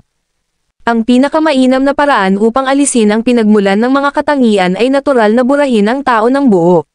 Simple sa. Si Willis Hale, na nakakita sa eksenang ito mula sa sala, ay natulala habang ang kanyang mga binti ay nanginginig ng hindi mapigilan. Sa oras na ito, dahan-daang lumapit sa kanya si Philip. Malamig siyang ngumiti at nagtanong, "Sino si Fitzgerald Hale para sa iyo?" Napalunok si Willis habang tumatakbo ang kanyang isip. Lumuhad siya sa lupa nang may pagtatalo at tapat na sumagot, siya ang pinuno ng pamilya Hale, ngunit hindi siya kailanman naabala tungkol sa mga panloob na gawain ng pamilya. Ang pangalawang matandang master ay ang namamahala sa buong pamilya Hale. Miyembro ako ng pamilya ng Branch at wala akong masyadong alam. Nang marinig iyon, tumanggo si Philip at tila medyo nadismaya. Tumingin siya kay Troy Crow, na bumagsak sa sahig, at inutusan ang bantay sa tabi niya, ipadala siya sa ospital. Pagkatapos, umalis si Philip sa villa kasama ang kanyang mga tauhan. Nakaluhod sa sahig si Willis at ang ilan sa kanyang mga tauhan sa sandaling ito. Tumingin siya sa likod ni Philip at naguguluhan. Ano ang kahulugan nito? Hindi ba siya haharapin ni Philip?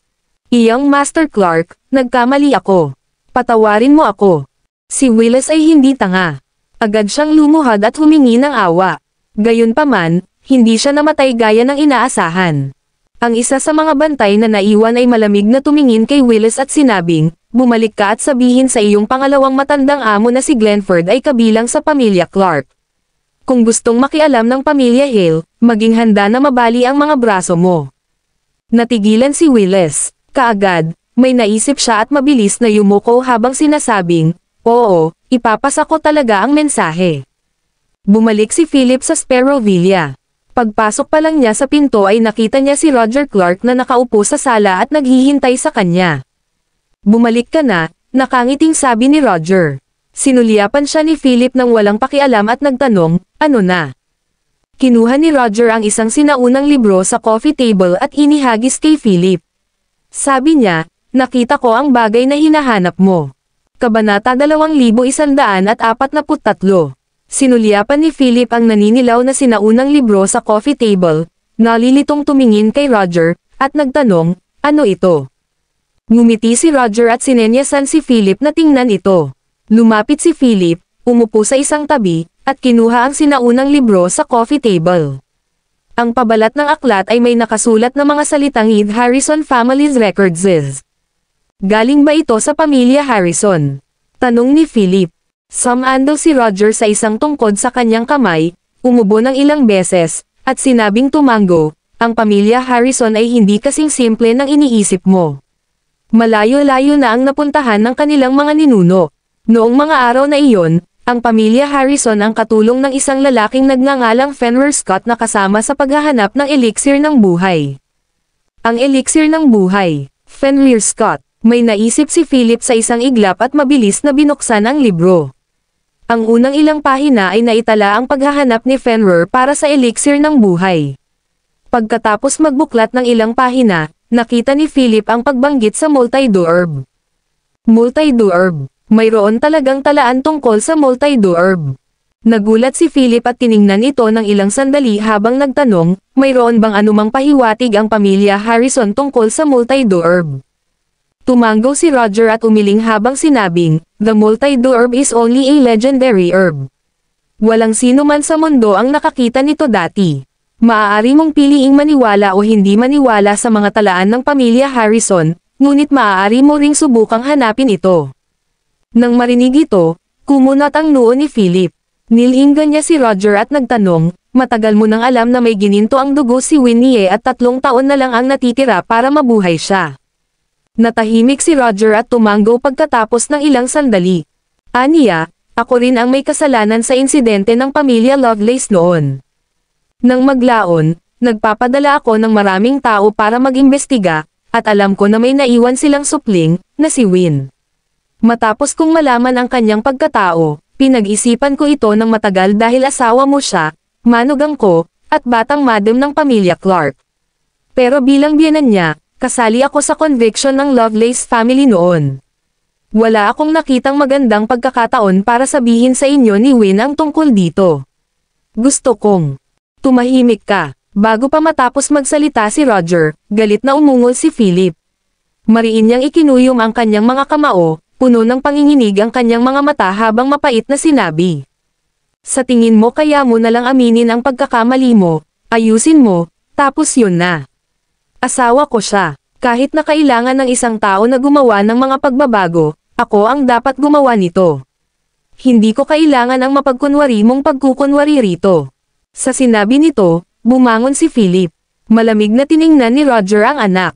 Malakas niyang ibinagsak ang tungkod sa kanyang kamay sa sahig at same time na sinabi, mapangahas. Ako ang tatay mo. Hindi ikaw. Umungol si Philip. Namumula ang kanyang mga mata habang nakikita si Roger. Sabi niya, hindi ka karapat-dapat. Hindi ka karapat-dapat na maging ama ko.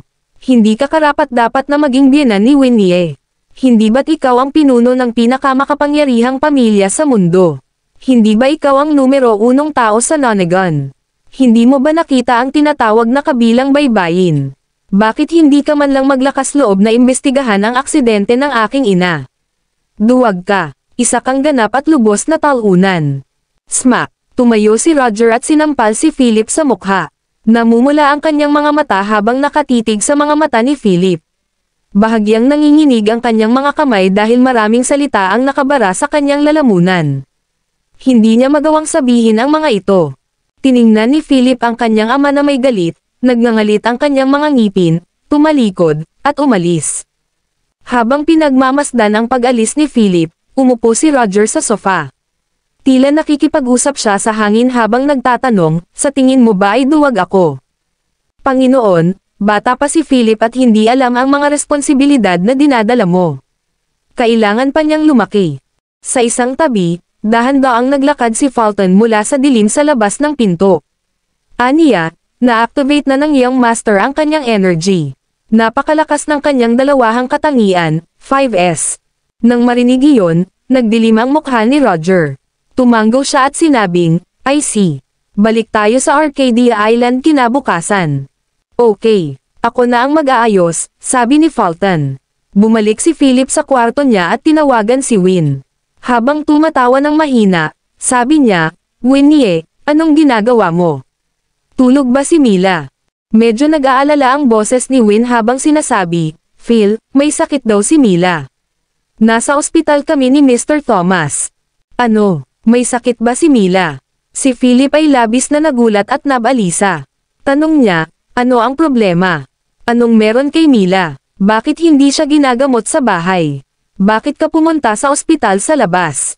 Agrabyado na sabi ni Win, Phil, branch family ito. Hindi nila pinayagan ang doktor na pumunta para tingnan si Mila, kaya tinanong ko si Mr. Thomas para dalhin tayo sa ospital. Ang pamilya ng sangay. Nililigawan nila si kamatayan. Hintayin mo ako. Babalik ako kaagad. Binaba ni Philip ang telepono at dirdiretsong naglakad palabas ng Sparrowvilla. Inutusan niya ang mga katulong na ihanda ang helicopter at dumiretso sa Arcadia Island. Kabanata 2144, District 4 ng Arcadia Island, New Sea Hospital. Si Janet Ball, na nakasuot ng pulang trench coat, ay dinala ang kanyang 4 na taong gulang na anak na si Tom sa ospital sa gabi. Sa koridor ng ospital, nakita ni Tom si Mila na nag-isa at agad na humiwalay sa pagkakahawak ni Janet. Tom, saan ka pupunta? Makikipaglaro ako sa batang babae na iyon. Napasulyap si Janet kay Mila at napaawang ang labi. Bakit nakikipaglaro sa kanya? Mag-ingat sa mga nakakahawang sakit o ano paman. Narinig ni Mila ang sinabi ni Janet at nagpout ng galit. Mayroon ka bang nakakahawang sakit? Tumayo si Tom sa harap ni Mila at mayabang na tanong habang nakataas ang ulo. Hindi, ayoko. Lumingon si Mila at hindi pinansin si Tom. Tinitigan ni Tom ang likod ni Mila. Inunat niya ang kamay at bigla niyang sinuntok ang likod ni Mila dahilan para mapasandal siya sa dingding ng koridor. Ang sakit ay nagpatulo ng luha sa mga mata ni Mila. Bakit mo ako sinaktan? Mayroon kang nakakahawang sakit, masama ka. Nilalabanan ko ang kasamaan. Papatayin kita para hindi ka makahawa sa iba. Nagmura at dinuraan ni Tom si Mila. Ang sama mo, ikaw pala. Kinaway-kaway ni Mila ang kanyang mga kamay sa mukha ni Tom. Napaatras si Tom at bumagsak sa sahig. Nang makitang bumagsak ang anak sa sahig, dali-dali siyang lumapit at sinigawan ni Janet si Mila, "Sino ang mga magulang mo? How dare a wild brat like you do this to my son? Kung magagawa mo ito bilang isang bata, ano ang mangyayari sa iyo kapag lumaki ka?" Napaatras si Mila habang nakatitig kay Janet, takot na maluha sa kanyang mabangis na tingin. Karaniwang naglalaro ang mga bata kapag naglalaro. Kadalas wala ang mga magulang ng batang babae na ito pero matinong bata siya. Huwag mo siyang sigawan ng ganyan. Sinubukan ng mga tao sa ward na hikayatin si Janet. Isipin mo ang sarili mong negosyo. Nahulog ang anak ko dahil sa ligaw na babae na ito. Kung may mangyari sa kanya, mananagot ka ba? Alam mo ba kung sino ako? Alam mo ba kung sino ang ama ng anak ko? Alam mo ba kung sino ang kapatid ko? Kapag nasaktan mo ang pamilya namin, hindi ka na magpapatingin sa doktor habang buhay. Galit na umungol si Janet, na ikinatakot ng mga tao. Bumalik sila sa kanilang mga ward, hindi nang ahas na magsalita muli.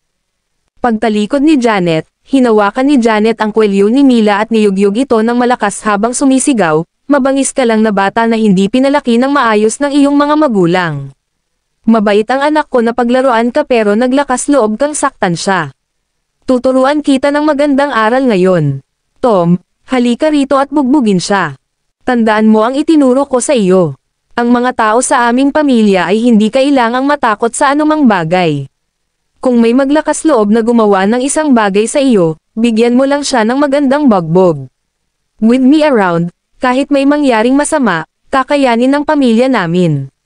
Hindi tayo mabubuli." Umiyak at nagpupumigla si Mila ngunit hindi siya makahawak sa pagkakahawak ni Janet. Kabanata 2145. Bitawan mo ako. Hindi totoo na hindi ako pinalaki ng maayos. Kusa siyang nahulog. Daig pa niya ako kanina. Hindi ko siya ginalaw. Masamang tao ka. Lahat kayo ay masasamang tao. Mangiyak-ngiyak na sigaw ni Mila na sobrang nakakaawa. Sinungaling pa nga ang masungit na batang ito. How dare you say na masama akong tao? Wala ka talagang pinag-aralan. Kailangan kong putulin ang bibig mo ngayon para malaman mo kung ano ang tamang pagpapalaki. Iniabot ni Janet ang galit na sasampalin sana sa mukha ni Mila, ngunit pagkataas pa lang nito ng kamay ay napahawak ito sa kanyang palso. Sino ba ang may lakas ng loob na pigilan ako? Lumingon si Janet, tumingin sa lalaking humawak sa kanyang palso, at umungol. Bilasan mo at bitawan mo. How dare a poor loser like you dare to interfere in my business? Kapag hindi mo binitawan, sisirain ko ang pamilya mo. Walang sinabi si Philip, malamig at madilim ang mga mata. Smack! Itinaas nito ang kamay at sinampal sa mukha si Janet dahilan para matamba ito sa sahig. Sumugod si Win mula sa likod at niyakap si Mila. "Mila, nandito na ako. Ayos ka lang ba?" Nag-aalalang tanong ni Win. Kalalabas lang niya para sunduin si Philip, pero pagbalik niya, nangyari ito. Tumingin si Mila kay Philip na may nagniningning na humalik sa kanyang malalaking mata. "Daddy, ang galing mo. Magandang babae, Mila." "Win, dalhin mo si Mila at umupo sa gilid. Makikipag-usap ako sa masungit na babaeng ito."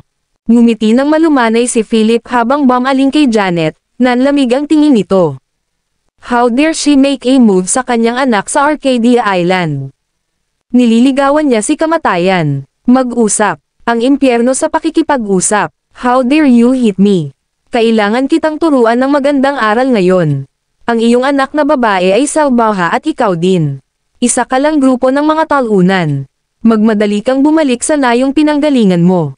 Ito ay hindi isang lugar para sa mga hindi karapat-dapat na mga taong tulad mo.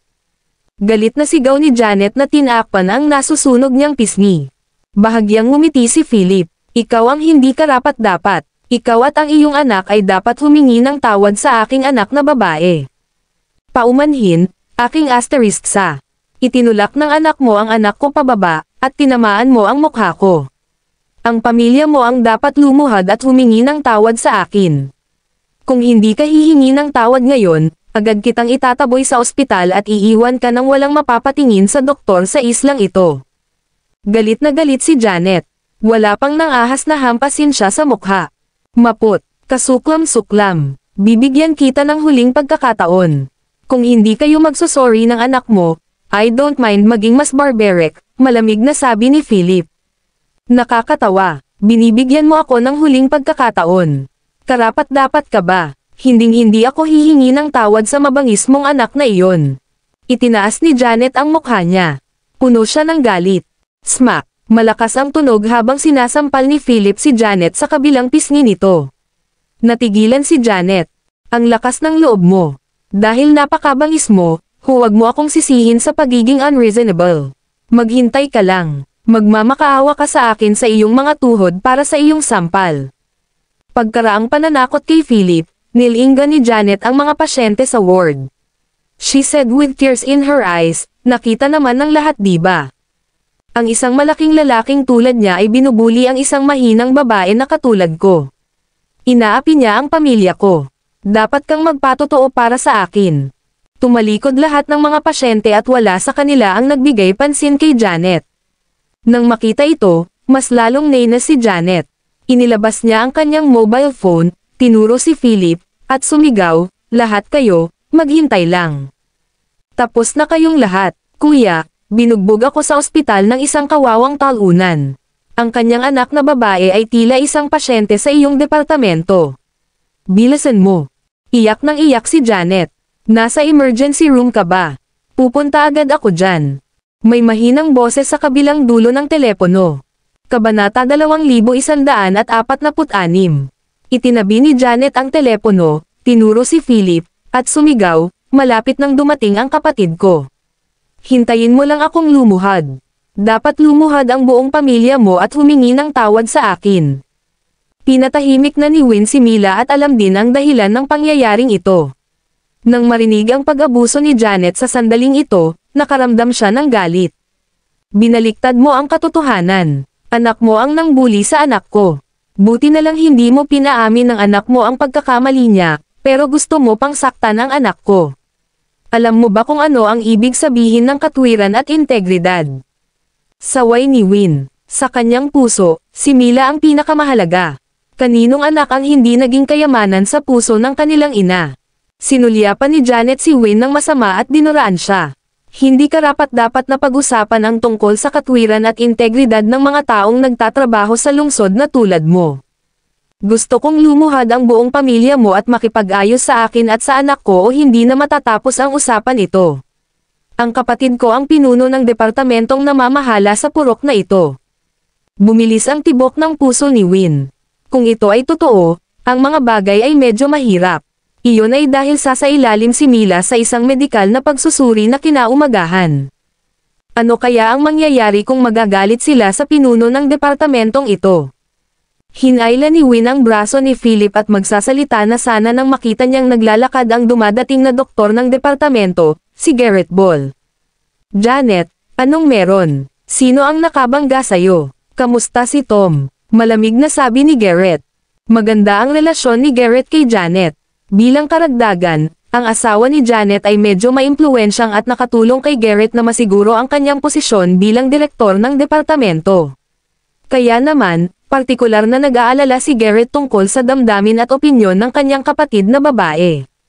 Ngayong binubuli si Janet sa kanyang lugar, galit na galit si Garrett kaya hindi na siya makapaghintay na patayin ang taong gumawa nito kay Janet. Garrett, sa wakas nandito ka na. Sila iyon, ang pamilya ng mga talunan. Tinuro ni Janet sina Philip at Win. Tingnan mo ang mukha ko. Yung bastos na lalaking yon ang gumawa sa akin. Ang mga barbaro na tulad nila ay hindi dapat payagan sa ospital. Wala silang karapatang magpatingin sa doktor.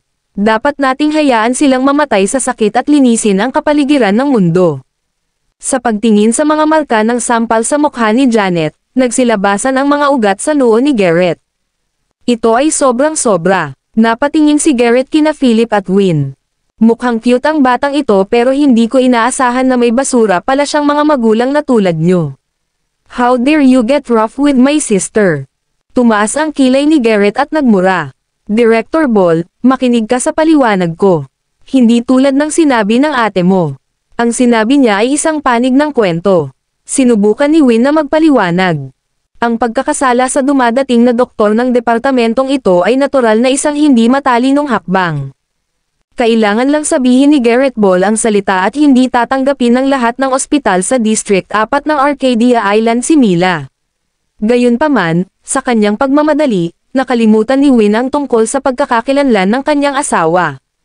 Hindi ba one-sided ang sinabi mo? Kung hindi ako maniniwala sa mga salita ng kapatid ko, dapat ba akong maniwala sa mga salita ng mga tagalabas na tulad mo? Malakas na sabi ni Garrett. Pero hindi naman talaga kami ang pangunahing salarin. Ang kapatid mo ang may gustong gawin kay Mila, kaya, paliwanag ni Win. So ano, binugbog ko siya para turuan siya ng leksyon sa ngalan mo. Anong karapatan mong gawin ang lahat sa akin? Sigaw ni Janet. Tinapik ni Garrett ang likod ni Janet para pakalmayan siya at sinabi sa mahinang boses, dahan-dahan lang at ipaubaya mo ito sa akin. Hihingi ako ng tawad sa kanila at makikipag-ayos sa iyo. Kabanata 2147. Tumanggaw si Janet at umatras ng 2 hakbang kasama ang anak. Malamig na sabi ni Garrett, gusto mo pa bang magpatingin sa doktor dito? Kung gusto mo pa ring ipasuri at ipagamot, luluhod ang pamilya mo at hihingi ng tawad sa kapatid ko. Para naman sa financial losses, siyang na hindi ka mayaman, I'll leave it at that. Ngunit hindi mo ba naisip na dapat mong ipahayag ang iyong kapahayagan sa pamamagitan ng pagiging lingkod sa bahay ng aking kapatid na babae sa loob ng 3 hanggang 5 buwan? Iminungkahi ni Garrett ang isang mas kasuklam-suklam na kondisyon. Batay sa init ng ulo ni Janet, malamang na mabaliw siya kung maglilingkod sila sa kanyang bahay ng ilang buwan. May mali ba sa utak mo? Nag-iisip ka pa ba bago ka magsalita? Malamig na sabi ni Philip. Damn it. How dare you contradict me? Sa tingin ko ayaw mong magamot ang anak mo. Kailangan ko lang sabihin ang salita at walang ospital o doktor sa Distrito 4 ang tatanggap sa iyong anak. Sa sakit ng anak mo, maghihintay na lang siyang mamatay. Napaangat ng ulo si Garrett at mayabang na nagsalita. Sa sandaling ito, si Garrett ay napuno ng isang pakiramdam ng higit na kahusayan. Para siyang Diyos na kumokontrol sa buhay at kamatayan. Humakbang pasulong si Philip.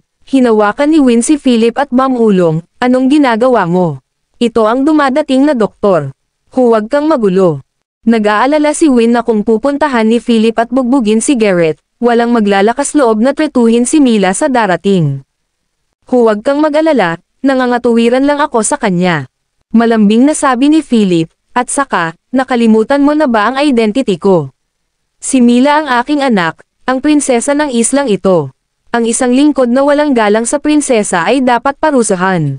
Nang makitang pinipigilan ni Win si Philip, mas nagtagumpay si Garrett. Hehe, anong prinsesa pinagsasabi niyong mga talunan? Ikaw ay walang iba kundi isang grupo ng mga mangmang. Iyuko mo lang ang iyong mga ulo at susunod kapag alam mong sakit. Bibigyan kita ng 1 minuto para pag-isipan ito. Kung hindi ka luluhod at aminin ang iyong pagkakamali sa 1 minuto, ipapaalam ko sa lahat ng ospital sa Distrito 4 na huwag tanggapin ang iyong anak na babae. Kahit na pumunta ka sa ibang distrito, mayroon akong paraan para pigilan ka. Ginamit ni Garrett ang pagtrato kay Mila bilang pagbabanta, sa pag-aakalang tiyak na susuko ang isang ordinaryong tao tulad ni Philip. Pagkatapos, gagawin niya ang gusto niya sa kanila. Tinabig ni Philip ang kamay ni Win at lumapit kay Garrett. Kumunat ang noo ni Garrett. Maingat na tumingin kay Philip, at nagtanong, anong ginagawa mo? Maging mabuti at lumuhad, naririnig mo ba ako? Ikaw ang dapat lumuhad. Sumugod si Philip kay Garrett at sinuntok ito sa mukha. Sa sunod-sunod na malalakas na hampas ay nabugbog at namamaga ang mukha ni Garrett sa isang iglap. Bumulwak ang dugo mula sa kanyang ilong, na nagpapakulay ng pula sa damit ni Garrett. Anong F***? Umiling-iling si Garrett at umatras. Nakikita niya ang mga bituin sa kanyang harapan at may double vision. Garrett, okay ka lang. Kayong mga talunan ay nasa malaking problema. How dare you hit my brother? Medyo nagpanik si Janet pero puno rin ng galit. Sa dalawang emosyong magkaugnay, medyo nabaliw si Janet. Damn it, how dare you hit me? Papatayin kita ngayon. Saan sa tingin mo ang ospital? Ito ang aking teritoryo. Kinuha ni Garrett ang kanyang mobile phone at dinial ang numero ng security captain ng ospital. Kumusta, Kapitan Torres? Malapit na akong patayin ng pamilya ng pasyente. Dalhin ang iyong mga lalaki sa mabilis. Magdala ng maraming tao. Okay, sandali, Director Ball. Pupunta ako dyan.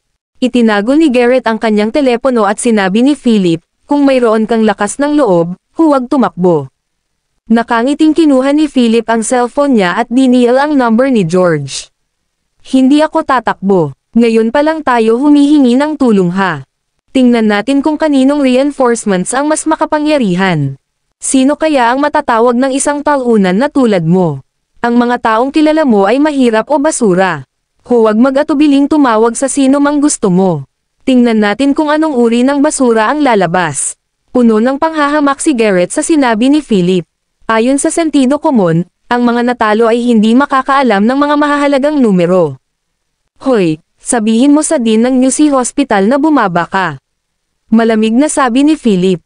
Galit na galit siya ngayon. Sa Arcadia Island, meron talagang nakipag-date para tretuhin ng ganito ang kanyang anak at asawa. Mukhang oras na para ipaalam sa buong isla ang pagkakakilanlan ni Win at i-broadcast ito sa buong mundo. Ang asawa ng hari at ang batang ginang ng pamilya Clark ay dapat tanggapin ang pagsamba sa mundo, pagkatapos ng lahat. Kabanata 2148. Oo, young master. Agad-agad. Si George Thomas ay nagkataong babalik mula sa Clark Manor sa oras na ito. Agad siyang nakipag-ugnayan sa dean ng New Sea Hospital sa District I, ng Arcadia Island. Napatulala si Taylor Good, ang dean ng New Sea Hospital, nang matanggap niya ang tawag ni George. Maya-maya, dinial niya ang number ni Philip. Kumusta, young Master Clark? Ako si Taylor Good. Paano kita matutulungan? Yumuko si Taylor at magalang na sinabi. Ang isang direktor na pinangalan ng Ball sa iyong ospital ay may ilang mga salungatan sa akin. Kailangan mong pumunta dito. Nagtaas ng kilay si Philip at sinulyapan si Garrett na dumudugo ang ilong. Itong Garrett Ball. Young Master Clark, sandali. Haharapin ko siya ngayon. Agad na sumigaw si Taylor. Okay, binababa ko na ngayon. Habang tinapos ni Philip ang tawag, napasando si Garrett sa dingding at napahawak sa tiyan. Tawa siya ng tawa hanggang sa sumakit ang tagiliran niya. Malapit na akong mamatay sa kakatawa. Ang isang piraso ng She*T tulad mo ay may tumawag kay Dean Good. Ang galing mo talaga sa acting. Malalaman mo kung totoo ito sa ilang sandali, nakangiting sabi ni Philip. Sa tingin mo ba magiging okay ang lahat sa pag-arte lang ng kaunti? Napakawalang muwang. Nabigyan ka ng pagkakataong magsisi pero hindi mo ito pinahalagahan. Walang kwenta kung may gagawin ka pa mamaya. Mamamatay ang buong pamilya mo ngayon. May mali siya at galit na sabi ni Garrett. Kabog, kabog, kabog. Sa ingay ng mabilis na mga yabag, isang grupo ng mga security guard ang sumugod. Tumakbo si Kapitan Torres sa tabi ni Garrett. Nakita niya ang bagbog na ilong ni Garrett, namamaga ang mukha, at mga dagwang damit. Napasinghap siya sa gulat. Sus, Direk Ball, ang iyong mga pinsala ay mukhang seryoso.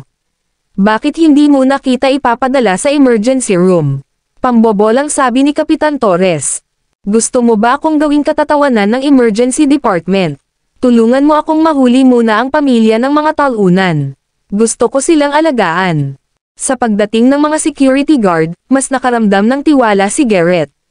Mas matigas ang tono niya. Oo, syempre, nilingga ni Kapitan Torres si Philip, pinalaki ang kanyang kasuotan, at nginisyan, Boy, how dare you hit Director Ball? Siguradong pagod ka na sa buhay. Bilasan mo at humingi ng tawad kay Director Ball. Kung hindi, ipapadala ka sa mga awtoridad para sa panliligalig at panggulo sa publiko. Hindi ko kailangan ng sorry niya. Hawakan mo lang sila. Gusto kong turuan sila ng leksyon gamit ang sarili kong mga kamay.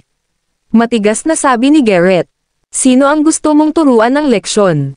Biglang nanggaling ang boses ni Taylor Good sa likod ng mga tao. Nang marinig ang boses ni Taylor, nagulat sina Garrett at Captain Torres. Hindi nila inaasahan na magpapakita ang Dean. Sumenya si Kapitan Torres sa kanyang mga security guard na agad namang gumawa ng paraan para sa kanya. Yumuko si Kapitan Torres at binati si Taylor. Dean Good, pinatawag ako dito ni Director Ball. Siya ay binugbog ng husto, kaya sa palagay mo ba dapat nating patahimikin ang mga salarin at tumawag ng pulis para harapin sila? Dahil sa hitsura ni Taylor, agad na lumipat ng panig si Kapitan Torres. Iniulat niya ang sitwasyon kay Taylor. Naningkit ang mga mata ni Garrett habang nakatingin kay Philip. Nang makita ang kalmadong ekspresyon ni Philip, nabahala si Garrett. Hindi kaya si Dean Good ang talagang pinatawag dito nitong kawawang talunan. Kabanata 2149. Tumayo si Janet sa tabi ni Garrett at bumulong, Garrett, bakit nangyayari ito? Paano ko malalaman? Baka nagkaunlang. Panoorin natin kung ano ang mangyayari. Tumalikod si Garrett, naglakad papunta kay Taylor, at malungkot na sinabing, Dean Good, dumating ka sa tamang oras. Tingnan mo mukha ko. Nabugbog ako nitong halimaw. Kailangan mong panindigan ako. Tiningnan ni Taylor ang mukha ni Garrett at sinabing, you deserve it. Ano? Titig na titig si Garrett kay Taylor, hindi mo ari kung bakit ganoon ang sasabihin ni Taylor. Dean Good, anong ibig mong sabihin dyan? Higit pa sa sapat ang ginawa ko para sa iyo sa mga nakaraang taon. Ngayong nabugbog na ako nitong kawawang talunan, sabi mo deserve ko. Hindi ba? Isipin mo na lang ang ginawa mo. Naimbestigahan mo na ba ang katotohanan ng bagay na ito? Kung hindi mo sila pinaasar, binubugbog ka ba nila? Dapat mong pag-isipan kung ano ang iyong ginawa. Malakas na saway ni Taylor. Napaatras si Garrett. Kung matuntan nila ang kasong ito sa ugat ng problema, mauuwi ito kay Janet. Dean Good, bakit mo sila tinutulungan? Isa lang silang grupo ng mga talunan. Galit na sigaw ni Janet. Tumingin si Taylor kay Janet at malamig na sinabi, ikaw ang sanhi ng bagay na ito, tama. Sabihin mo sa amin kung ano ang nangyari. Ano pa kaya yon? Pinaglalaroan ng anak ko ang ligaw nilang anak na babae. Hinawakan ng brat na iyon ang mukha ng anak ko at itinulak siya. I asked that brat to apologize and she talked back to me. Nung tuturuan ko na sana ng leksyon yung talo na yon, sumugod yung talunan na yon at sinaktan ako. Nandito pa rin ang mga marka sa mukha ko. Pagkatapos nun, tinawagan ko si kuya. Tingnan mo ang mukha ng kapatid ko. Binugbog din siya ng kawawang talunan na iyon. Sigaw ni Janet na parang gustong ilabas lahat ng galit. Kudlit. Itinuro ni Taylor ang monitor sa hindi kalayuan at sinabing, Captain Torres, i-download ang footage para makita kung nangyari ang mga bagay na gaya ng sinasabi niya. Kung hindi, makipag-ugnayan sa mga kaugnay na departamento ng Distrito 4 upang harapin ito. Sa palagay ko ay sapat na ang 3 hanggang 5 buwang sentensya sa sitwasyong ito. Oo, kukuha ako ng magda-download ng surveillance footage at mag-verify, malakas na sabi ni Kapitan Torres. Nang marinig na ay da-download ang footage at ipapadala sa mga kinauukulang bayad, natarante si Janet. Lahat ng sinabi niya kanina ay gawa-gawa lang. Kung talagang pinanood nila ang footage, malalantad ang lahat. Higit sa lahat, si Janet ay isang mapagmataas na tao. Kung talagang ipapakulong siya sa loob ng 3 hanggang 5 buwan, mawawala ang lahat ng dignidad niya kapag nabalitaan ito. Tumingin si Janet kay Garrett na may pagmamakaawa. Medyo natarante rin si Garrett. Mabilis niyang hinayla si Kapitan Torres at nakangiting sinabi, Dean Good, hindi na ito kailangan. Hindi namin kailangang kunin ang surveillance footage para sa isang maliit na bagay. Hehe, parang naisip mo na. I don't mind not looking at the surveillance footage, but you have to apologize to Mr. Si Clark at ang kanyang pamilya. Hanggat pumapayag si Mr. Clark na huwag ituloy ang paggamit nito, dito na ito magtatapos. Nang marinig ang mga salita ni Taylor, Kumislap ang mga mata ni Garrett at nagtanong siya sa mahinang boses, Dean Good, kilala mo ba ang talunan na iyon? Kung talo siya, hamak ka. Hindi. Ang pagsasabi na isa kang hamak ay isang papuri. Hindi ka karapat-dapat na maging hamak. Malamig na sabi ni Taylor. Ang taong ito sa harap ay ang iyang master ng pamilya Clark. Bagamat hindi alam ni Taylor kung alin, hindi siya isang taong maaaring insultuhan ni Garrett. Medyo nahihilo si Garrett at hindi niya maisip ang metapora ni Taylor. Paanong hindi siya karapat-dapat na maging hamak? Si Garrett Ball ang pinuno ng departamento at nakakuha ng taunang sweldo na milyon-milyon. Maraming medikal na kinatawan ang lalaban upang mapunta sa kanyang posisyon. Hindi ka ba hihingi ng tawad? Kung hindi mo ito gagawin ngayon, kailangan talaga nating i-download ang surveillance footage. Nag-pressure si Taylor. Mabangis na nagngangalit si Garrett, ibinaling ang kanyang ulo para titigan si Philip, ibinaba ang kanyang ulo, at sinabing, nagkamali ako. Ang iyong saloobin ay hindi sapat na taos-puso, malamig na sabi ni Philip. Kabanata 2150. Garrett Ball, ganito ka ba humingi ng tawad? Ayon sa mga regulasyon ng ospital, ang iyong ginawa ay nangyari ng pagpapaalis. Kung ang iyong paghingi ng tawad ay hindi nasiyahan kay Mr. Clark, maaari mong iimpake ang iyong mga gamit at lumabas. Hindi nang ahas si Taylor na ipagtanggol si Garrett. Kung mali ang pagkakaintindi ni Philip, maaaring mawala si Taylor sa kanyang posisyon bilang din ilang minuto.